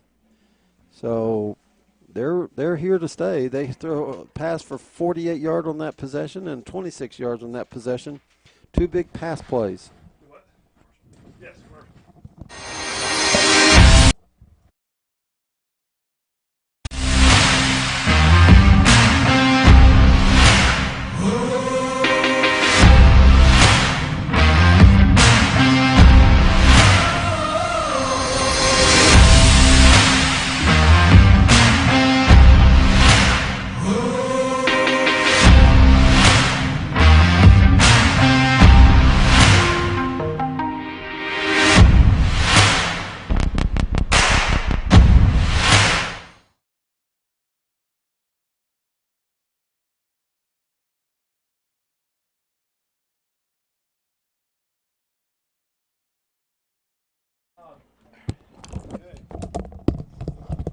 All right, we're back as they set up for the kickoff. Crowder's readjusting himself. Yeah, I'm no longer watching. I'm watching the TV. He can't see out this window. I've got a little bitty crack over here on the side that I can see out of. If I stand up and close my left eye, look out my right eye, and squint, I can see part of the field. Well, it's an interesting look, but it looks like the field is soaking wet. It does, and there's the kickoff, and they're just going to squib kick it. They're trying to onside, and we Yep, get down we on get at the 45-yard line. And let's see who gets up from that. That looks like it's number 20. 20-something. I don't know. It's a white jersey with a gold number on it. But in the 20s. Yeah. First down and 10 Yellow Jackets, and that's at the 45-yard line. So that's a good place to take possession right there at the 45. Pretty sure that young man's either freshman, sophomore, junior, or senior. Absolutely. All right, Wassel comes out, single back. Tight formation. It's very tight. There's a snap, there's a look, there's a give to Ray. Ray gets hole. across the 50, across the to the 45, picks up 9 yards on that run by number 15, Latrell Ray, the workhorse tonight. Looks like it's going to be 2nd down and 1 for the Yellow Jackets. And the ball's going to be at the 46-yard line. 2nd down and 1. Yeah, it's good to see this Jacket offense rolling like they are right now. They're dominating the line every play. That's what you want to see. Muskogee playing in a 3-down men with 4 linebackers. They bring 7 up close. There's Latrell Ray. He looks, finds his space, bounce to the outside, finds a block, tries to get a block, and gets the first down as he's tackled on the 39-yard line. He was trying to get his guy to block the guy who was going to go to the outside, but his guy got pushed to the down. So it's a 1st down and 10 Yellow Jackets. And the ball's on the 38. Pickup of 8 yards for Latrell Ray. That was just a great open field tackle, but Ray still got the first down. So 1st and 10, ball at the 38. Wassel takes a look. RJ in motion. He sets up as the H-back. There's the snap. There's the look. There's the give. And that's C.J. Smith, and he breaks across, and he runs over a guy, and he gets down to the 22-yard line. So that's C.J. Smith, number 26, running the ball. Another first down. So 1st down and 10, and the ball's going to be at looks like it's the 24-yard line. So that's a pickup of 14 yards for number 26, C.J. Smith, his first carry of the night. C.J. Smith still in there. He sets up as a halfback, and he's quick and he's elusive. Also looks over the defense, looks over to the sidelines to get the call. 1st and 10, ball at the 24. Yellow Jackets trying to come back and answer that touchdown that Muskogee just scored. Yeah, it looks like the defense is playing cover 3 again. There's a give. And C.J. Smith goes, and he gets, and there's a flag. There's a flag. It's going to go against the Jackets, and that's going to be in the holding area. I say that, I don't know. Yeah, I don't know on that one. Normally where it's thrown out, behind the play in the middle of the line, is a holding call. C.J. picked up about 3 on the play. Let's see what they call here. But I just almost guarantee it's going to be a holding call against the Jackets. Let's see.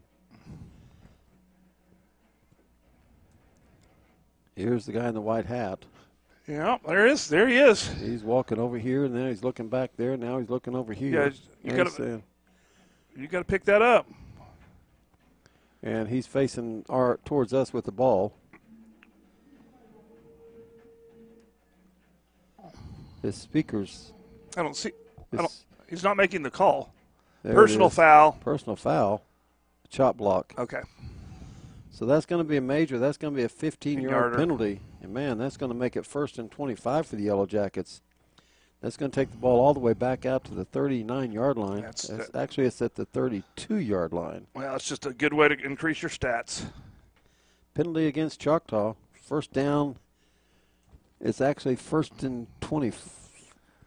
1st and about, about 16 or 17 where they spotted it.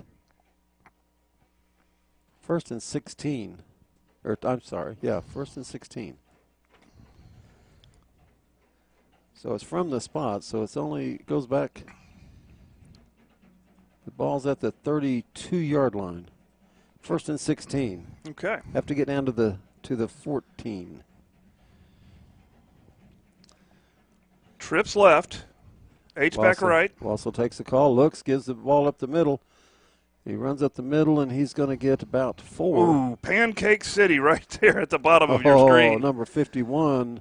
Let's get that young man's name. Number 51 for the Yellow Jackets. 51. That's Brody Hoffman serving up pancakes all night long. 2nd down and 20. We just need a little bacon, and then we'd have a complete meal. 2nd down and 20. Ball on the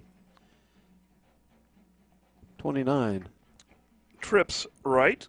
It's actually for 2nd and 15. There's a look. There's the give. Wassel keeps it. He gets to the outside across the 20.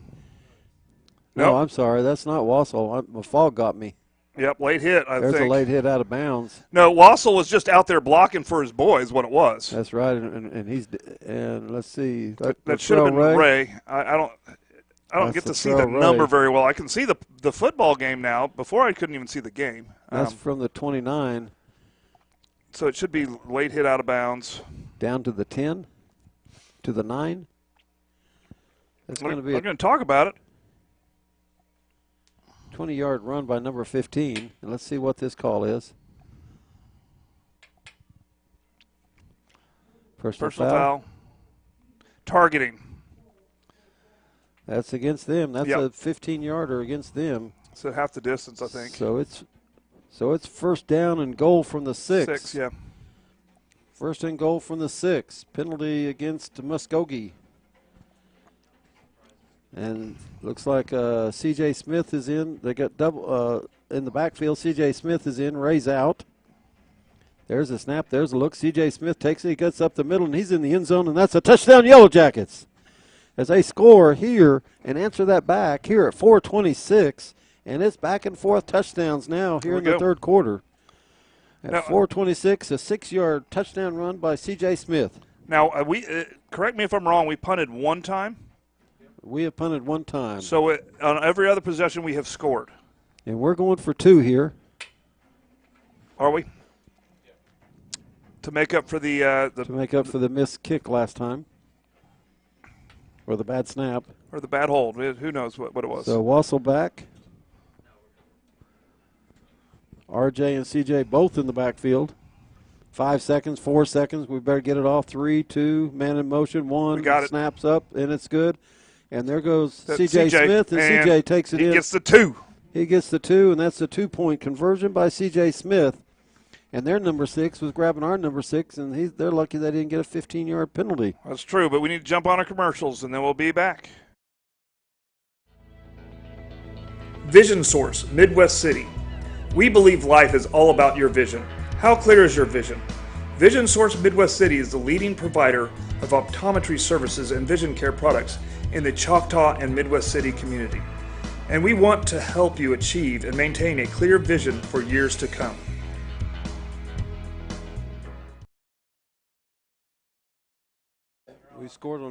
We scored on all but one possession tonight. Are we back? We punted on that, but we scored 2 possessions, second half, and 2 scores.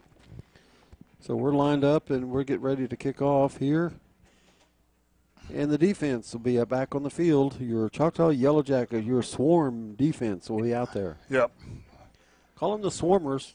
The true soldiers. The Swarmers. Yeah, I don't know. Yeah, they swarm to the ball. The Swarmers. That's it. Those Yellow Jackets. Sounds too much. Swarm. I think that's what our swim team's called. The Swarmers? Yeah, the Choctaw Swarmers. If you got a southern twang, it does. Huh?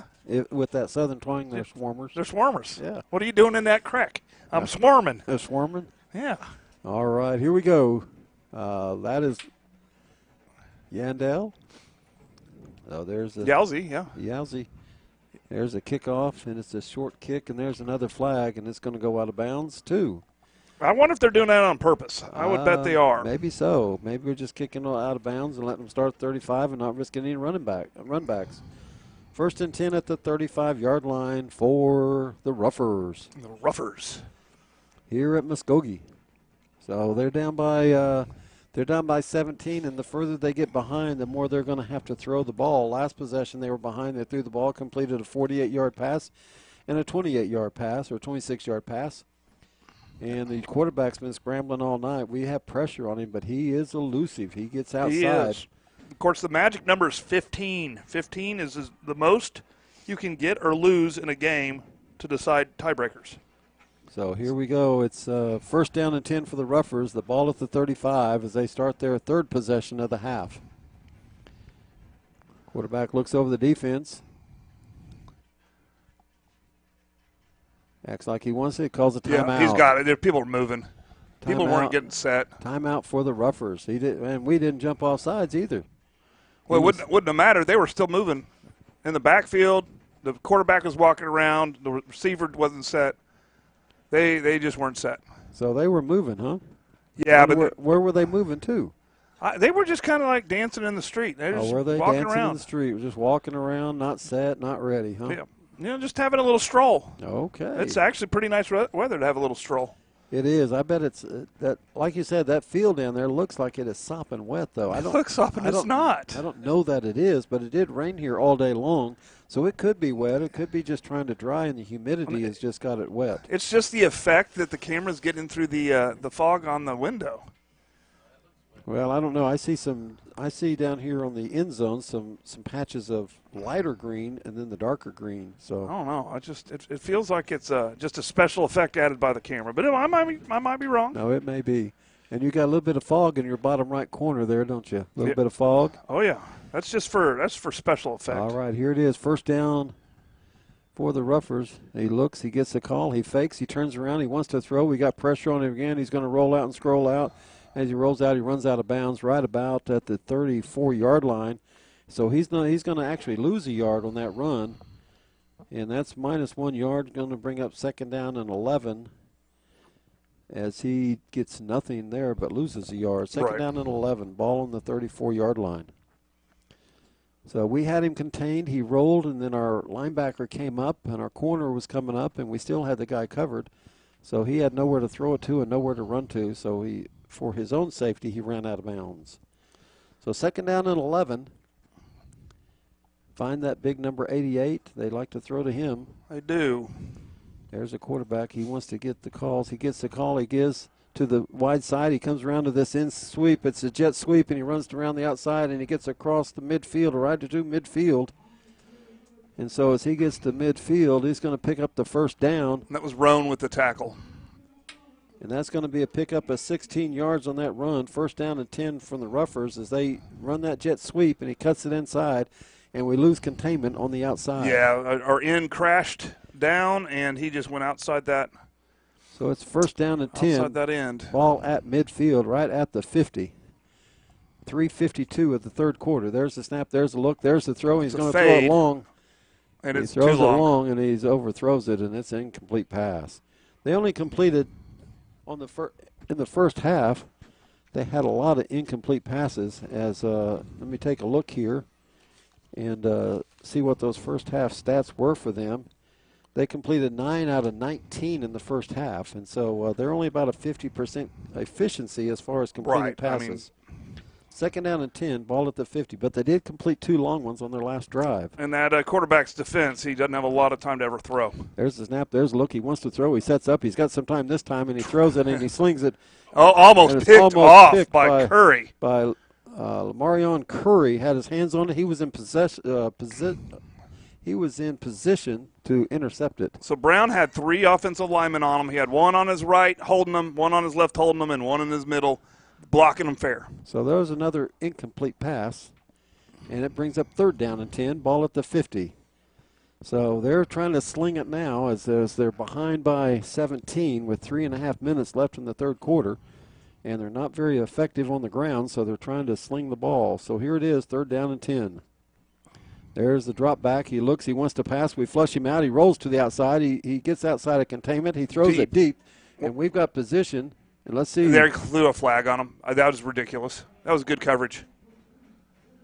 So there's the flag, and that's going to be against the Yellow Jackets, and that's going to extend their drive. That is going to extend their drive, but, yeah, it was just good coverage. So it's going to bring up from third and 10, incomplete, to a first and 10. It's going to move the ball from the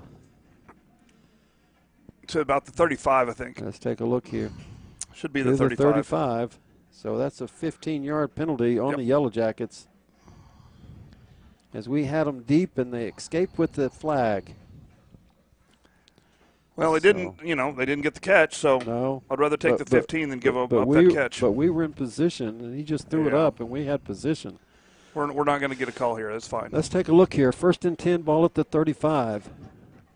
There's a look. He's back. He wants to throw. He throws it deep, and he throws it to the outside. Yeah, that was well out of bounds. And it's out of bounds. They're not throwing a flag on that. That was just thrown away. Probably a good throwaway. Another incomplete pass. 2nd down and 10 at the 35. As I'm watching this, it looks like they're just throwing up a bunch of Hail Marys, hoping somebody's going to run under it or hoping they get a penalty. It's not a crisp route that he's throwing it to anybody, but he's just slinging it. But if he's effective, that's the way it is. So it's 2nd down and 10, ball at the 30-yard line, or the 35-yard line. I'm sorry, at the 35. Fog got me. There's the snap. There's a look. We've got pressure on him. He throws it. He throws a little screen pass, and we get him right at the 35-yard line, and that's going to be number 12, Roan, and that's a complete pass, but it goes for no yards. 3rd down and 10 at the 35. All right.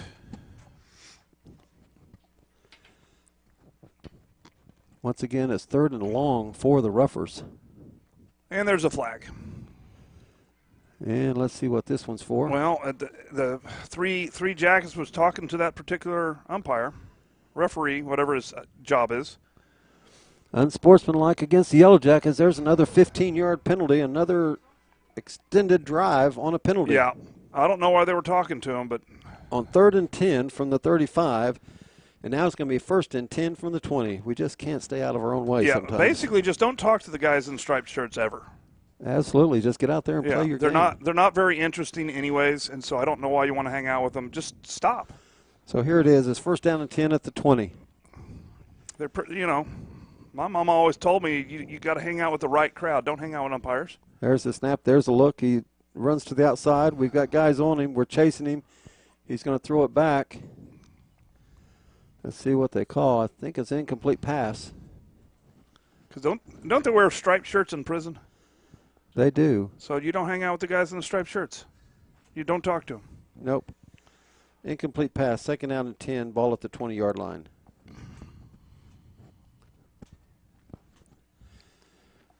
So the Yellow Jackets out there defending it. 25-yard line. We'd like to get this stop, get this ball back here. Sorry, it's at the 20-yard line. Like I said, the 20. I'd like to make the offense go 90 yards here, just see what they can do. 2nd and 10 at the 20. Quarterback looks over the sideline to get his signal. He checks it from the coach. He turns around, single back. Snap's good. Quarterback's back. He's looking. He's going to roll. We got pressure on him. He's there he is. He's sacked. And that's going to be Alex Davison, number 44. Along with number 50. Number 50. I believe that's number 50 up here in the fog, right there in the middle of your screen. Okay. It may not be. It could be. I can't hardly see. I don't have a 50, so probably not All 50. Right. That goes back to the 30-yard line. That's a loss of 5. So it's 3rd and 15. It's Byron Jones, 55. Byron Jones, 55. Now it's 3rd and 15, 3rd and 20. 3rd and 20. 3rd and 20 for Ball sure. on the 30. We got trips right. He's back. He's looking. He wants to sling it. We got pressure on him from the backside, and he throws it deep. And they got a touchdown. They call it a touchdown. We missed that one. They called it a touchdown at 1:44 left to go. He was rolling around. I didn't see that. I'm sorry, folks. It was down there in the shadows of our fog. So 1:44, and Muskogee's not going away. No, they're not. No, they're not. 30-yard touchdown pass. And so it's a score fest in the second half. Although we helped them. We did. We extended that drive on a couple different reasons. So Muskogee looks like they're going to go for 2. Yep, they do. They're down by 11. So they're not going to try to cut it to 10 where it's a 2 score. There's still going to be a 2 score at 11 as it would be if they kicked the extra point. Yeah, I'm not sure why they're going with this math here. I think you just kick the extra point, but it's okay. So they're going to go for 2, so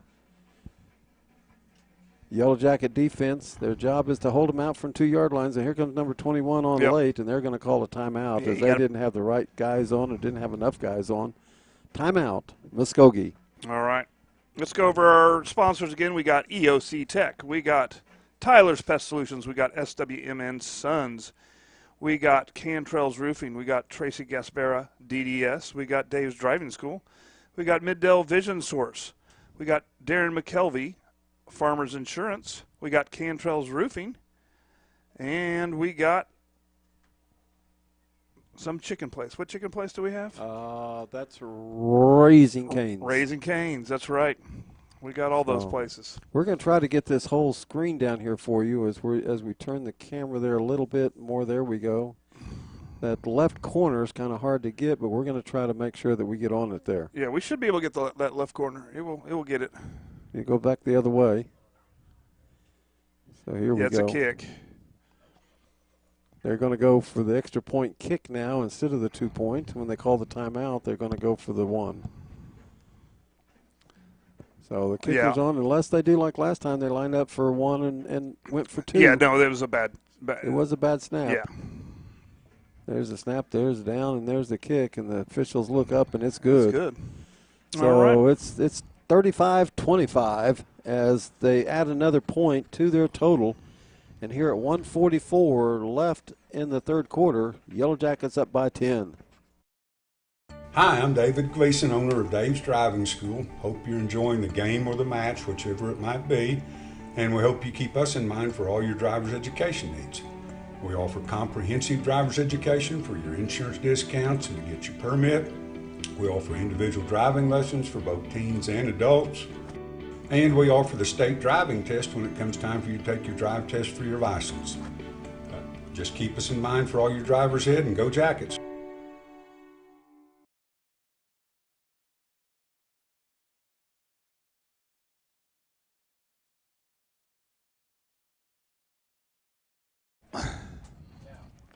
All right, we're back. It's going to be a shootout this second half, apparently. Second half, there's been 5 possessions. Muskogee had the opening possession and fumbled. Yellow Jackets took over and scored. Muskogee, with the kickoff, took their possession and scored. Yellow Jackets went down and scored. Now Muskogee has scored. 4 of the 5 possessions have been touchdowns here in the second half. Muskogee now kicking off to the Yellow Jackets, and Yellow Jackets have a chance now to get their offense back on the field and put some more points on the board. Here at 1:44 left in the third quarter. Back deep for the Yellow Jackets, number 6, Juju Smith, along with number 2, Marion Curry. Let's see if he kicks it deep again. He tries to onside again. And it's offsides as they're trying to do the little onside kick. Yeah.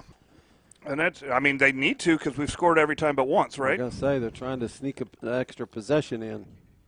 Yeah. Well, when they kicked to us deep, we scored on them. That's true. And so now they're going to mark it back up to the 35, and they're going to kick off from the 35. Yeah, I wouldn't see why they wouldn't do it again. The kicker runs over and asks the coach, what do you want me to do with this thing? And then he runs back out to the 40, has to get the kicking tee, bring it back to the 35. He said, Coach, now what? That didn't work. Well, then, you kick the ball. That's what Coach says, kick the ball. So, I think they're going to do it again. So he's going to tell all the guys what he's going to do. Our guys have a hands team up there. We're ready for it.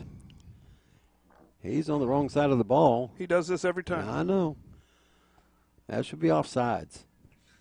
It should. There he comes. Let's see what he does with it this time. We're ready. There's no surprises here. He approaches the kick, and now he's going to kick it deep. And out of bounds. And so we're going to get it on the 35. Right. All right. 1st and 10, Yellow Jackets. It actually should be on the 40. Oh, it should be on the 40. You're right. But I don't. Maybe not. Maybe not. I might have that that rule incorrect. It may not be if he. But if you're kicking off from your own 10 and you kick it out of bounds, it should be where it goes out of bounds, or the 35, shouldn't it? Because if you're on your own 10-yard line after a couple of penalties, why not just kick it out of bounds and make them get on the 35? Well, they don't move it back to the 35. They move it up to the 35. So if you kick it out of bounds at the 50, you get it on the 50. So it's at the 35. So yeah. So that's the rule. Yeah. Because he passed the 35, so it goes to the 35. Okay. So that was probably a good play. So Yellow Jackets back. Trips left. Trips to the left, single back.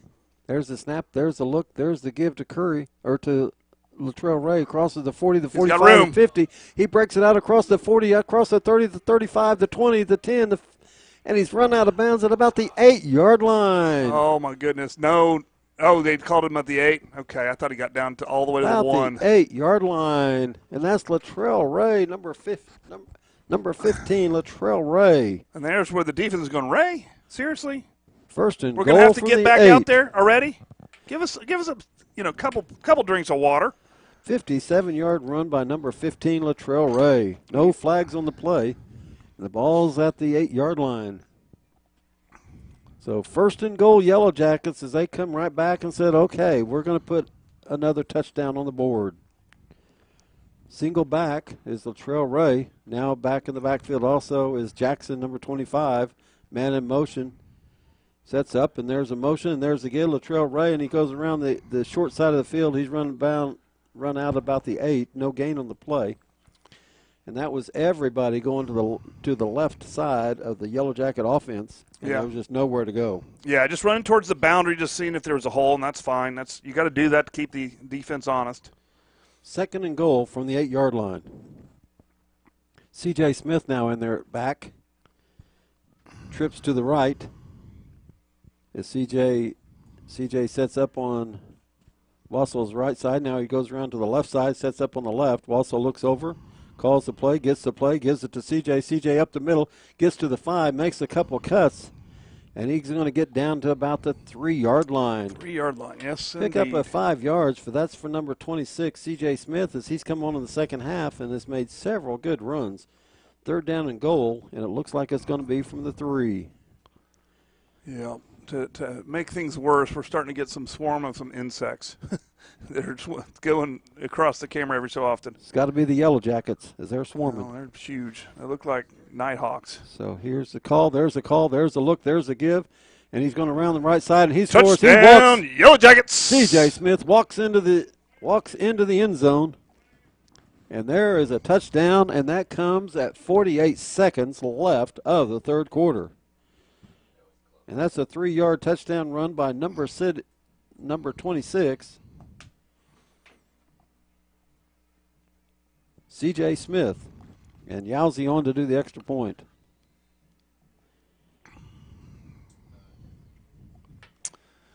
So it is now 41-25 with the extra point awaiting. There's the snap. The hold is down and the kick is up. And it's good. Extra point by Yowzy. So it's 42-25, still third quarter, and another touchdown in the second half, all in the third quarter. Well, perfect timing for another commercial. If you've lived in Oklahoma long enough during storm season, you know that the storms bring lots of hail damage to your roof. With that hail damage comes an insurance claim, and there's no one better to call than Cantrell Roofing and Construction. Since 1987, A+ Better Business Bureau rated, state licensed, bonded, and insured, our full-time staff takes all the stress out of an insurance claim or any project. From roofing to remodels, we do it all. Call us today for your free quote. And always remember, got hail, call Cantrell, 642-8558.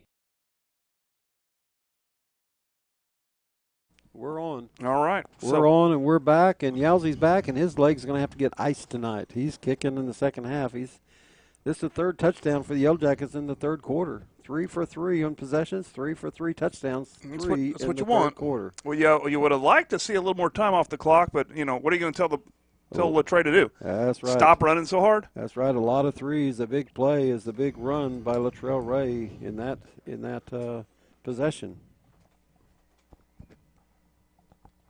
And this one will stay in bounds, I think, yes? He's going to get it at the 15. He crosses the 20 to the 25 to the 30. He's hit, and he's still on, and he's going to get out to about the 40-yard line, and they should blow that whistle as we're still 35-yard line. The 35-yard line. All right, I'm sorry. I couldn't see out through there. 1st and 10 at the 35. Well, that fog is slowly creeping up and creeping up. Absolutely. We still got mostly there. That last possession of the Yellow Jackets, the big play, the 57-yard run by Latrell Ray, number 15, from his own 35 down to the 8-yard line. So here's the Ruffers. They've scored 2 of their 3 possessions. The only possession they didn't score on was a turnover on the 16-yard line on the opening kickoff. So here they go, 1st and 10. And once again, they're down by 17. They got that single back, twin formation. There's the give to the back up the middle as he's hitting the middle, and he gets nowhere. And that inside number 50. That's that Byron Jones. Byron Jones, along with 44 of the Yellow Jackets. Davidson playing a heck of a game tonight. Yes, he is. 1-yard run. Brings up 2nd down and 9, and we'll spot the ball at the 36-yard line. They got just about a yard, 3/4 of a yard anyway. So there's the quarterback, single back again. They have twins to the left.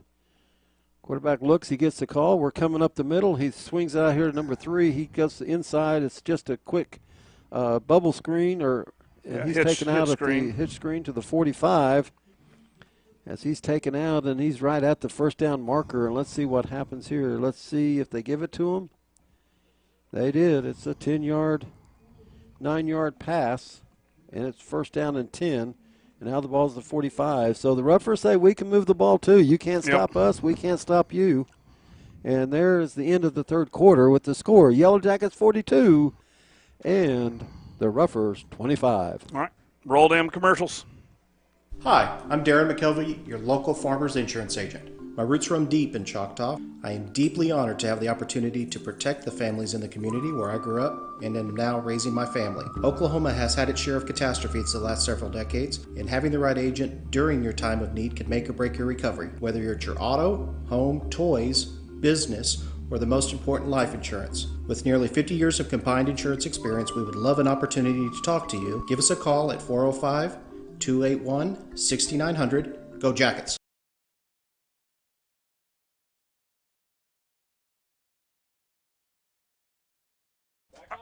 We're back on. All right, we're back. I'm going to give you some scores real quick. Bixby 51, Sand Springs 14, 4th quarter. Dell City 14, Putnam North 7. Ponca 26, Bartlesville 7. Wow. Stillwater 42, Lawton 7. And let's get the play here. There's the snap. There's a look. He wants to throw. He's back. Just a screen again. It's a screen, and he gets about 2 or 3 yards. So it's going to be 2nd down. It looks like about 7 yards. We're going to give him 3. Got a jacket down here. So we have an injury down. Yeah. Let's give some more scores while he's down. Stillwater over Lawton 42-7 right now, 4th quarter. Deer Creek is beating Midwest City. Let me see. The score just disappeared. They may be updating it. I'm sorry, folks. I had it here. Okay, it looks good. We're getting up and walking off the field. So Booker T 62, Putnam City West 6. Yep. And the Midwest City score, Deer Creek 13, Midwest City 6. So Deer Creek's beating Midwest City, Stillwater beating Lawton, Bixby all over Sand Springs, not surprised there, Ponca City over Bartlesville, and Booker T 62, Putnam City West 6. Those are your 6A2 scores. All of those 4th quarter. Yeah, and it seems like this year's going exactly how people expect it to be, unfortunately, for us anyways. All right, we're back in here, and Muskogee is in the wide set, man in motion. There's a snap, there's a look. And they blew it dead for some reason.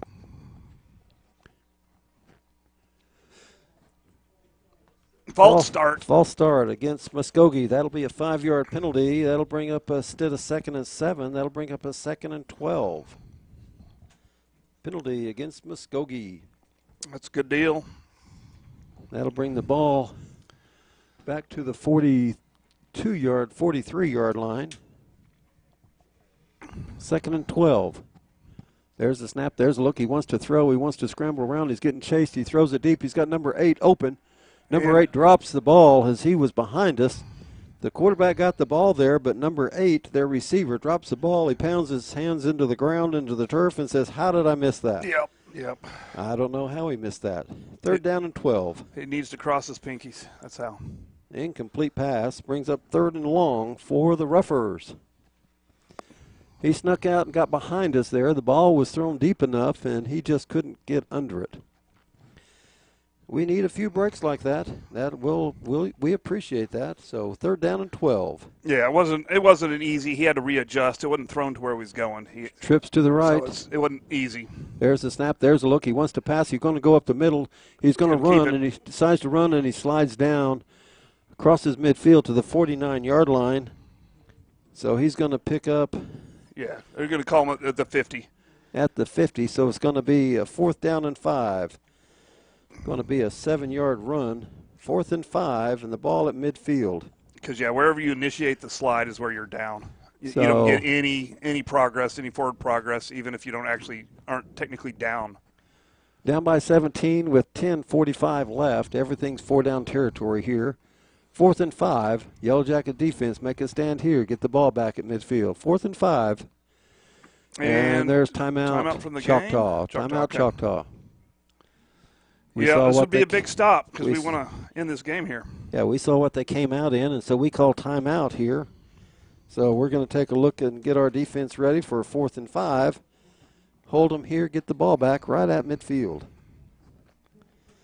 So what a game back and forth here in the 3rd quarter, and the 4th quarter starts about the same as the Ruffers are moving the ball, but they ran into trouble with the penalty, and then now it's 4th and 5. That is true. So, well, some good things have happened tonight. Obviously, the penalties would be the downside, but the offense has still been firing on all cylinders, clicking. Blocking's been excellent. And we've got the turnovers. We only had the 2 turnovers tonight, and that helps you as well. Yeah. And we've got a turnover. We actually got a turnover from Muskogee as they fumbled the ball deep and as they were going in to score. Have we got a holding call all night? I don't know. I think we had 1 illegal block. So here we go. 4th and 5. There's the snap. There's the look. Quarterback back. He wants to pass. He wants to run. He's going to turn. He's going to get dragged down, and he gets sacked. That's Davidson and number Brown. 3, Deshaun Brown. So they're going to sack him for a loss, and now Yellow Jackets will start out on the Muskogee side of the field. I think that was the first possession, in a while not to score. It is. And so there's a loss of 3 on that run, and Yellow Jackets now will have 1st down and 10 with 10:27 left in the game, 1st and 10, and they are at the 48-yard line of Muskogee of the Ruffers. 48 yards to go for another touchdown. All right. So here we go. We're back. Empty set. Wassel looks over the defense, looks at the coach. There's the play. There's the snap. There's the look. He wants to throw. He throws the ball. He's got a man open. And it's an incomplete pass. Can't quite hold it. So 2nd down and 10 for the Yellow Jackets. Ball at the 48.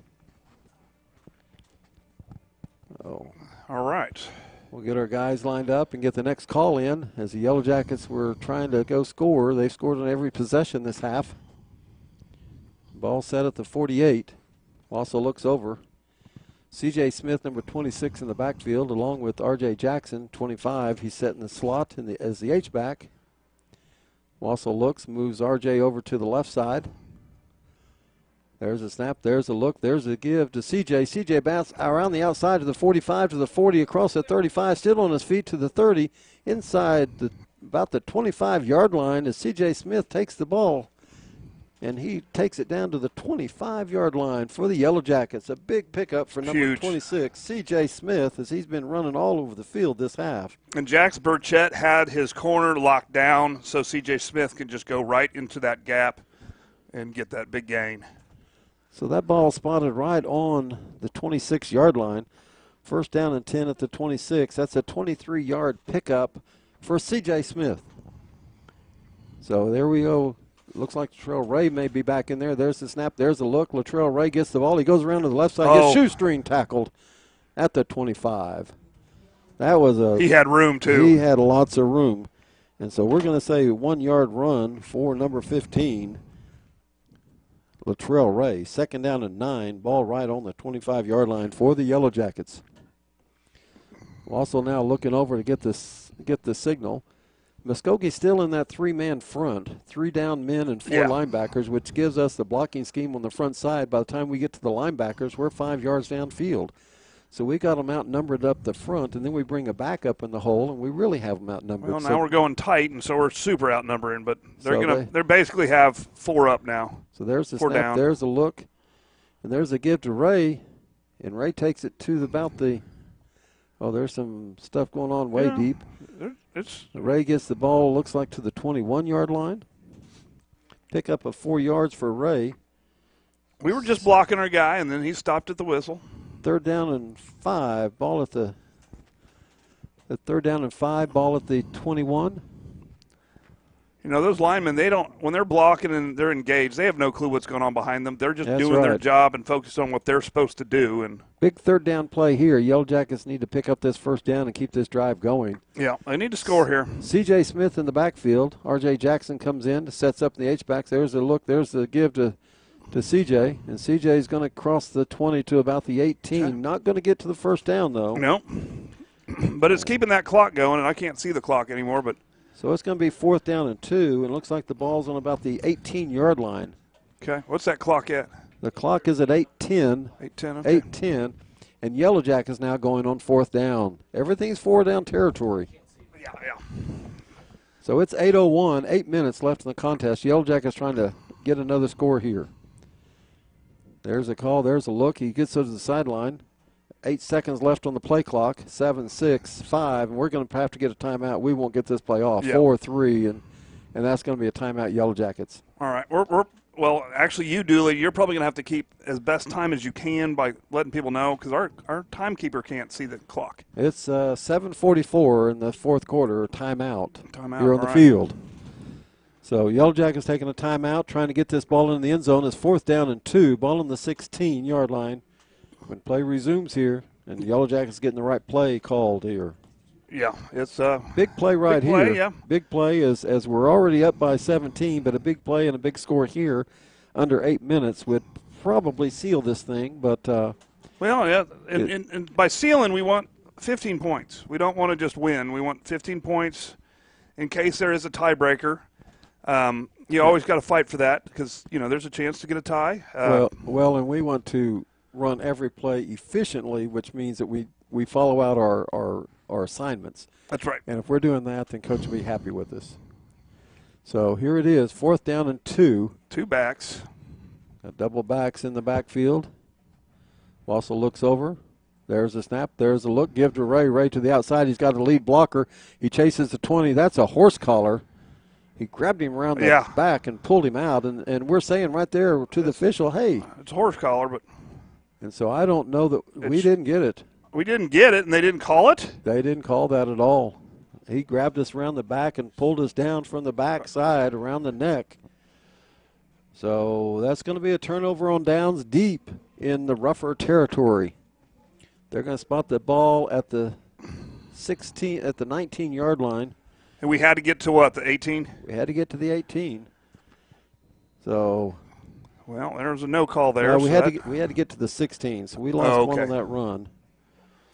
So 1st and 10, the ball's on the 19-yard line. So they're going to be whipping the ball, whipping it. They're going to be throwing it all over the field. They're going to have to throw it. There's a man in motion. There's a look. A little shuttle pass.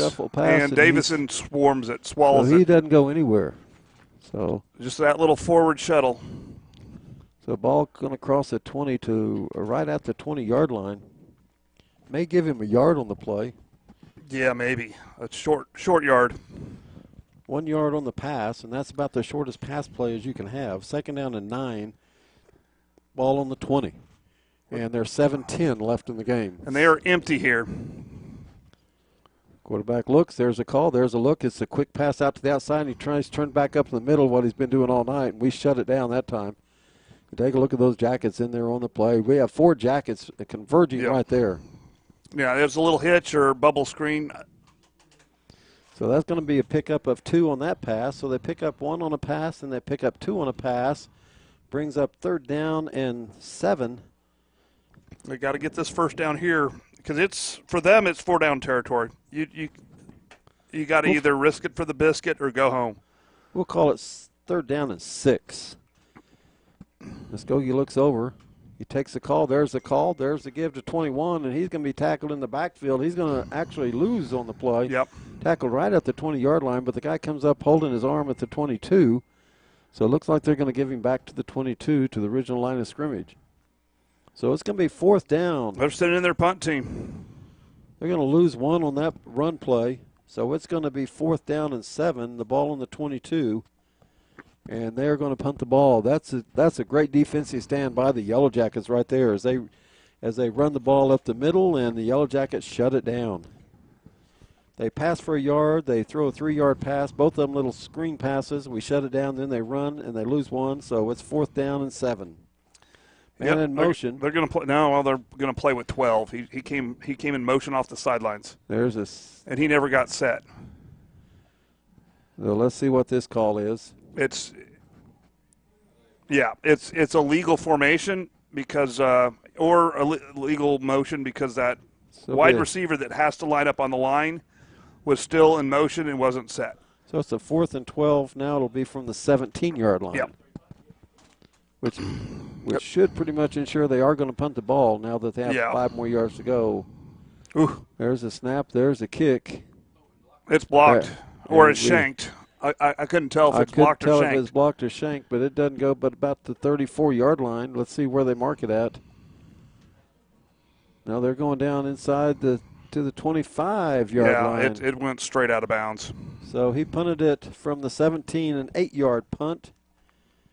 And don't know if that was blocked or not, but Yellow Jackets have 1st down and 10 and the ball at the 25-yard line.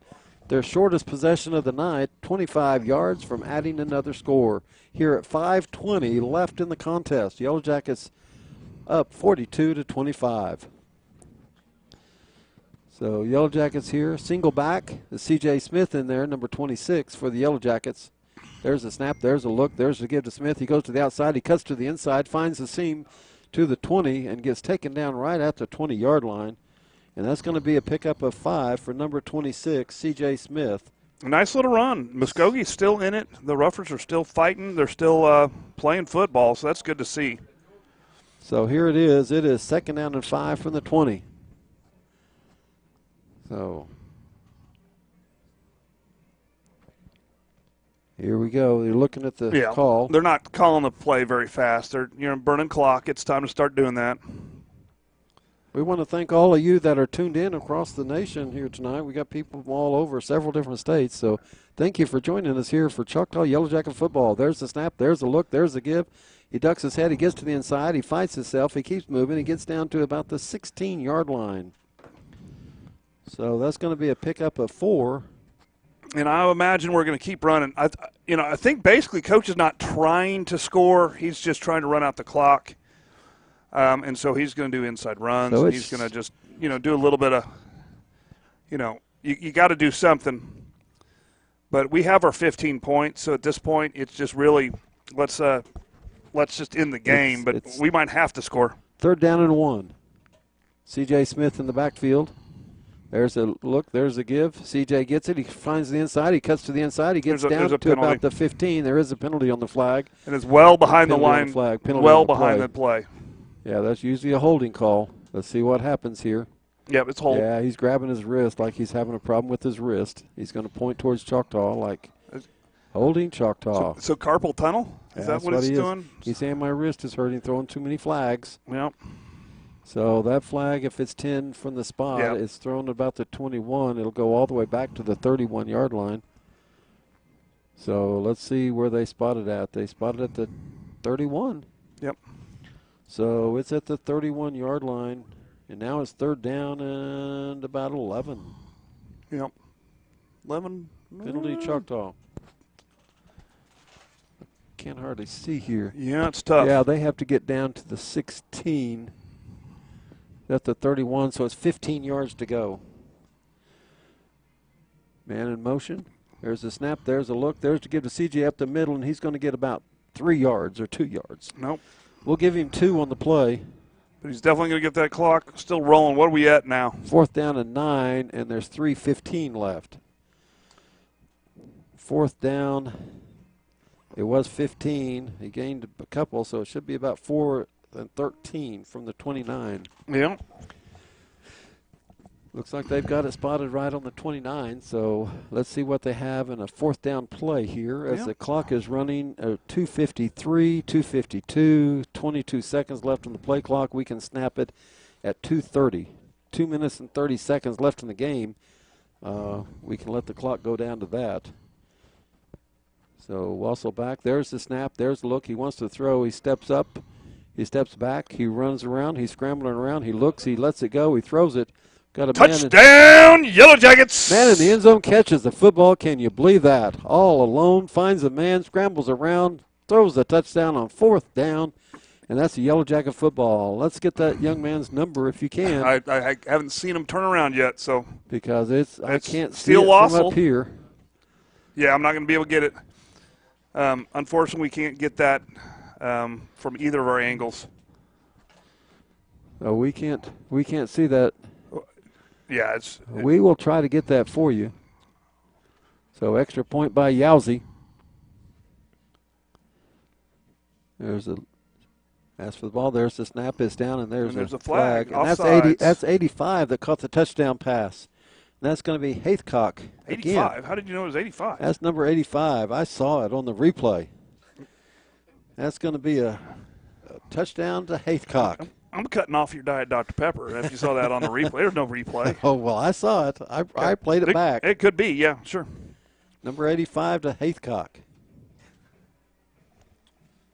So that was a 29-yard touchdown pass. Yowzy now on to do the extra point. It's snaps good. Down, and it's good. Let's run a commercial and then 2:28. Yellow Jackets 48. Muskogee 25. Kickoff time. Commercial. Hello, my name is Dr. Tracy Gaspera. Do you snore? Do you sleep with somebody that snores? Do you have a CPAP machine but cannot tolerate it? You may be doing more than just snoring. You may be depriving your body of oxygen while you sleep. You may be suffering from a medical condition known as obstructive sleep apnea, or OSA. OSA is where there's an obstruction in the airway causing an impairment in the way you breathe while you're sleeping. Give us a call to find out more about sleep testing and treatment options such as oral appliance therapy.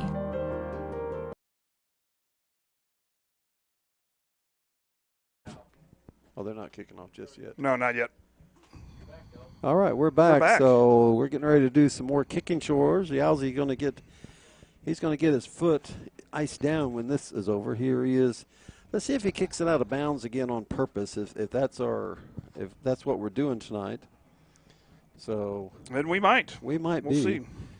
So it might be defense. Go do your job. They can't go 65. So kick it out of bounds and let's just go play defense. So let's see where Yowzy kicks this one. He's setting it up on the 35 as he steps back. Yellow Jackets once again score on another possession. And there's the kickoff. And it's out of bounds. Yep. So they'll set up on their 35 once again. And a couple of guys trying to get into it in the middle of the field, but there's nothing. They drag them back and forth, and that number 40 out there is mouthing and trying to get us enticed over to him. But there's 2:28 left in the game, and we're up by 24. We'll just walk off the field and that's just the way to do it. Let everything on the field say what it says. Look at the scoreboard. It says what it is. Right, and Muskogee's frustrated. They played a really good football game. They've been sticking with us all night. There's just been a couple touchdowns here and there. They just couldn't stop us. No, they could not stop the Yellow Jacket offense. And the defense, or Yellow Jacket defense, made a couple of pretty good stops there. Right, that's all it takes. One of them when they held them to a field goal when they were on the 1 yard line and they kept getting moved back and ended up doing a field goal. So here's Muskogee as they've got twins set out. They've got guys all over the place. Guy in motion. There's a snap. There's a look. Inside give to the guy. He squirts free. He gets up the middle, and he's tackled at the 40-yard line. And getting up off the field for the tackle. Can't see that young man there. No, it's 23. 23 made that tackle. Okay.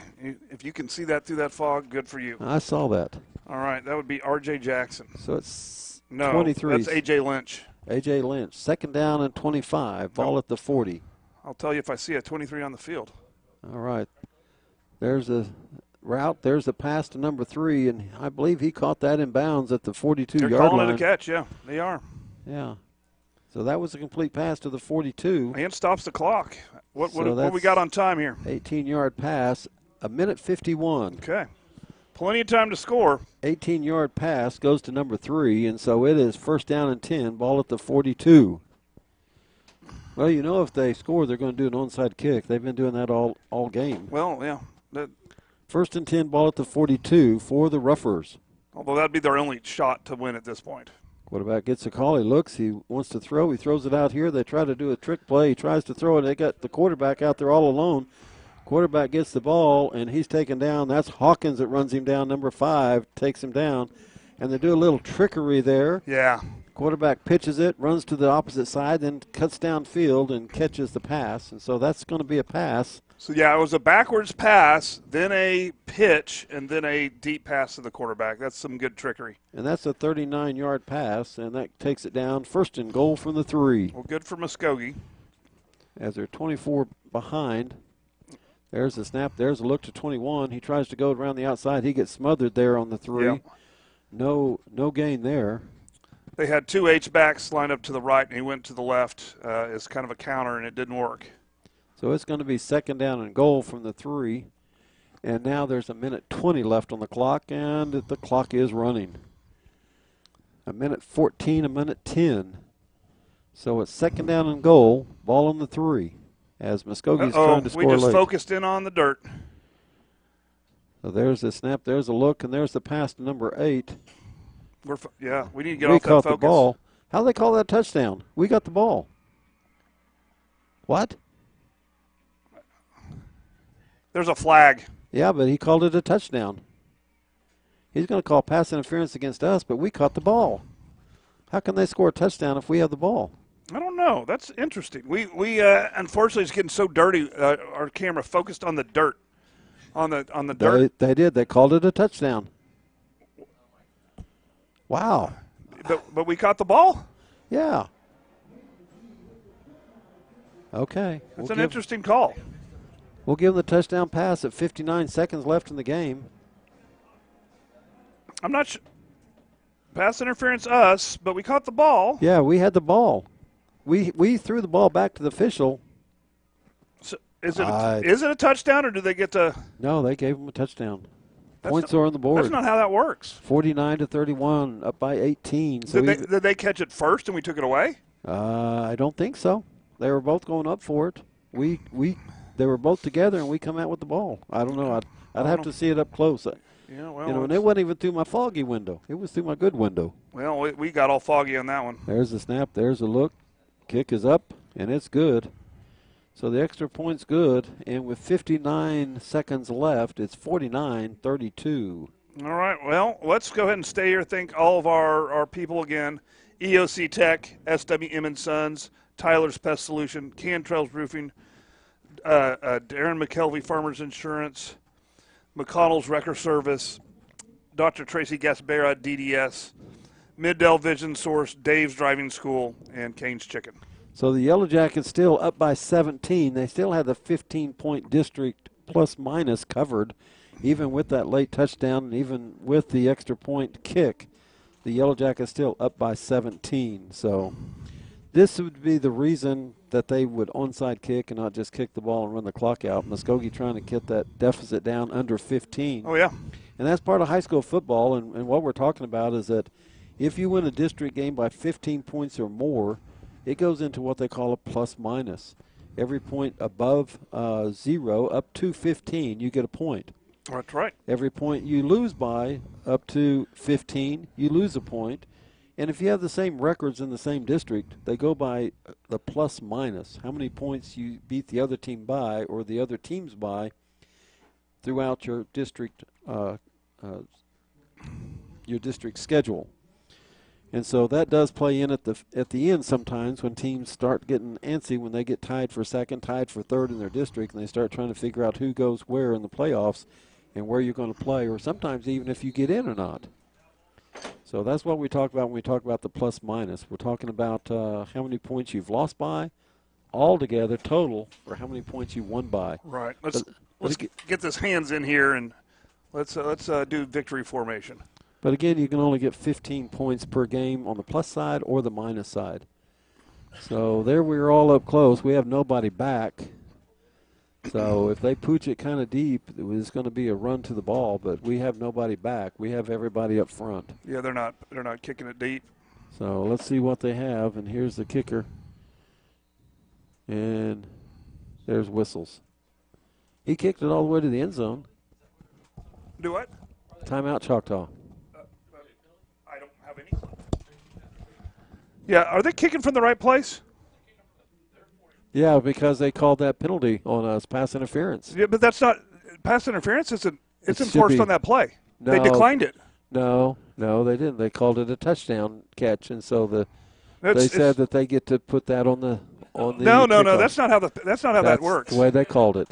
That's not how that works. They have to decline it to get the touchdown. No, that's not what the official said. No, he didn't say any of that. Yeah, it must have been a late hit. No, he looked over the coach. Must have been a personal foul. Nope, it wasn't. Nope. It was pass interference. You'll have to watch that. That's just not how it works. That's not. There's no way. There's no way. Yep, that's what they called it. I'm serious as I can be because he come over and looked at the coach, and he pointed towards the kickoff right before they kicked the extra point. Right, but he must have called the wrong penalty because pass interference doesn't give you. It's not a punitive like that. It's not after the play. It's during the play. It must have been a personal foul. Late hit. You're in Muskogee. No, I'm going to give them credit. That's not what they couldn't have called that. You watch it and see. Play it back and watch and see what it says. At least that's what he signaled. He signaled pass interference. Well, now I believe that he signaled that. That's just not what the penalty could have been. Yeah, I don't know. Because you don't get. Then there must have been a penalty we missed. That's a personal foul. Yeah, or an unsportsmanlike on the extra point. I don't know. Here it is. Now they're going to kick off again from our side at the 45.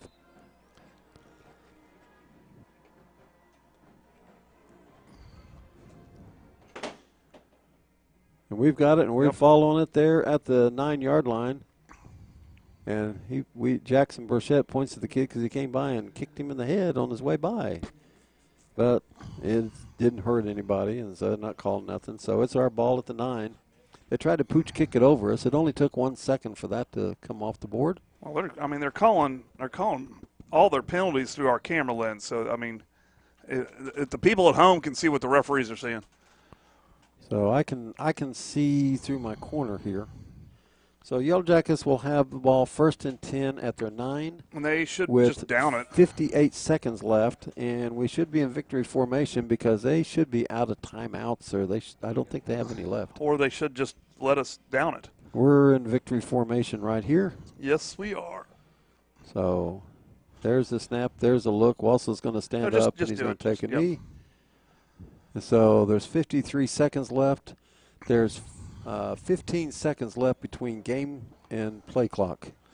So what do we want to do here? Are we gonna let this game run out? How are we gonna recap this thing here?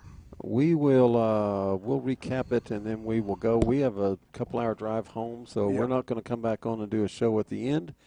We'll just recap it here, and then we'll let the people sign off and let them go on to their Thursday evening activities. Some of them may have to go to work tomorrow, so we don't want to hold them up too late. That is true. So there's 4-3. We're going to let go, and then there's the snap, and then there's the down, and everybody stands up and looks at each other, and that's going to be the last play. Yellow Jack's going to win this thing 49-32 here at the Ruffers Stadium here in Muskogee. So let's do a quick recap, and then we're going to let everyone go and have a good evening. Well, here's the recap. We got a W. We're back on the winning side. We did, and we're back in the driver's seat for the number 2 spot here in the playoffs, which would match us up against the number 3 on the other side. 1 plays 4, and 2 plays 3. That's right. So that gives us an opportunity to do that. The second half, a lot of scoring. The Yellow Jackets score 4 times out of their 5 possessions, and the Ruffers in the second half, they score twice in their possessions, and so a lot of scoring, a lot of it in the third quarter, back and forth, and the Yellow Jackets finally put the game away. Yellow Jackets offense tonight, 49 points on the board, and the defense with 30 holds Ruffers to 32. And to tell you the truth, the defense looked a lot better than the 32 points. They got those 7 points late in the game. Well, and they used a lot of trickery on us. They opened up the playbook. I got to hand it to Muskogee of trying to give our defense fits, and they did, and that's why they got that 32. They deserve that 32, but our defense came back alive. They had a slow start, I think, but then I think they finished well. And players of the game for the Yellow Jackets on offense, it have to be number 15, Latrell Ray, and number 26, C.J. Smith, as they ran the ball hard all night long. And Yellow Jackets basically put the ball on the ground tonight and decided that they were just going to run it at the Ruffers and picked up a lot of big plays. They threw the ball when they needed to a few times just to loosen them up, but the passing game was not it wasn't the mainstay tonight. Tonight was the running game. The Yellow Jackets offense up front blocked the Ruffers and opened up gapping holes for our runners to run through. Yeah, I'm glad to see what they did, and I'm glad that the coach kind of left the team in the whole game. They could have maybe pulled somebody out at the end, but they needed this. They needed to play a complete game. They're still recovering from last week. And so this doesn't totally take away that bite from last week, but this is sweet victory. That Muskogee team is an excellent team. We handled them. We handled them well. We got next week. Who are we playing? Next week we go to Sand Springs. Sand Springs. And let me give you some scores tonight. A 6-2 as we get ready to close up. Of course, Yellow Jackets here 49-32. Del City on the other side beats Putnam City North 20-14. Deer Creek is a leading Midwest City with 2 minutes left. And so looks like they're going to put that one away. And that score is 23-6. Bixby all over Sand Springs, 58-14. So Sand Springs next week will be in the position the Yellow Jackets were this week after coming off a big loss to Bixby, trying to get yourself back together. Except Sand Springs has to go up against the Yellow Jackets next week. Right. But it will be at their place. Yellow Jackets go back on the road again next week at Sand Springs on Friday night. Well, and here's what's important for Sand Springs, important for Choctaw. Preseason, of course, we had Bixby 1, Choctaw 2, Booker T 3, and Sand Springs 4. So Sand Springs is in that mix where they're still fighting for the third or fourth slot. And so if they can steal one from us, then all of a sudden we could find ourselves in a three-way tie between Booker T, Sand Springs, and us. And so we don't want that. Right. That's a huge game for us to try to set us apart from Booker T and Sand Springs, where we kind of have that clear second place where we're totally in the driver's seat, and unless some kind of weird fluke things happens, we'll be second place. But we have to beat an excellent Sand Springs team, so we got to go to play. We got to be fired up. We got a long week. Actually, it's a short week because we have Monday off, but it's a long week for these football players to be ready for probably the most important game left in this regular season. And the other games is 6-2. Stillwater on the other side beats Lawton 49-13. Ponca City beats Bartlesville 34-7. And Booker T all over Putnam West 62-6. Yellow Jackets last week were number 2. Bixby was number 1. Yellow Jackets fall down to number 4 this week. Number 2 replaced by the team we beat. Booker T Washington now rated number 2 in 6-2 by the folks at Squirtle. And Yellow Jackets fall to number 4 with the number 3 seed going to Del City. Sand Springs number 5. So if things stand like they are right now, it'll be number 4 and number 5, Choctaw, Sand Springs. Same district. Yeah. Playing at Sand Springs next week. Of course, I don't buy any of those rankings. We beat Booker T head-to-head. That puts us number 2. Yeah. If we handle business, you can't take that away with some kind of app that assigns ranks. Well, and Booker T hadn't played the Bixby boys yet, so that'll all change. So so all that doesn't matter. The only thing that matters next week, we go to Sand Springs. We got to put another game together just like we did tonight. Yellow Jackets winning tonight, 49-32, here on the road at Muskogee. All right. Well, I guess so you guys be kind out there this week. Support our sponsors, and we look forward to bringing you Yellow Jacket football again next Friday night from Sand Springs. That's right, and definitely stay classy. Stay classy.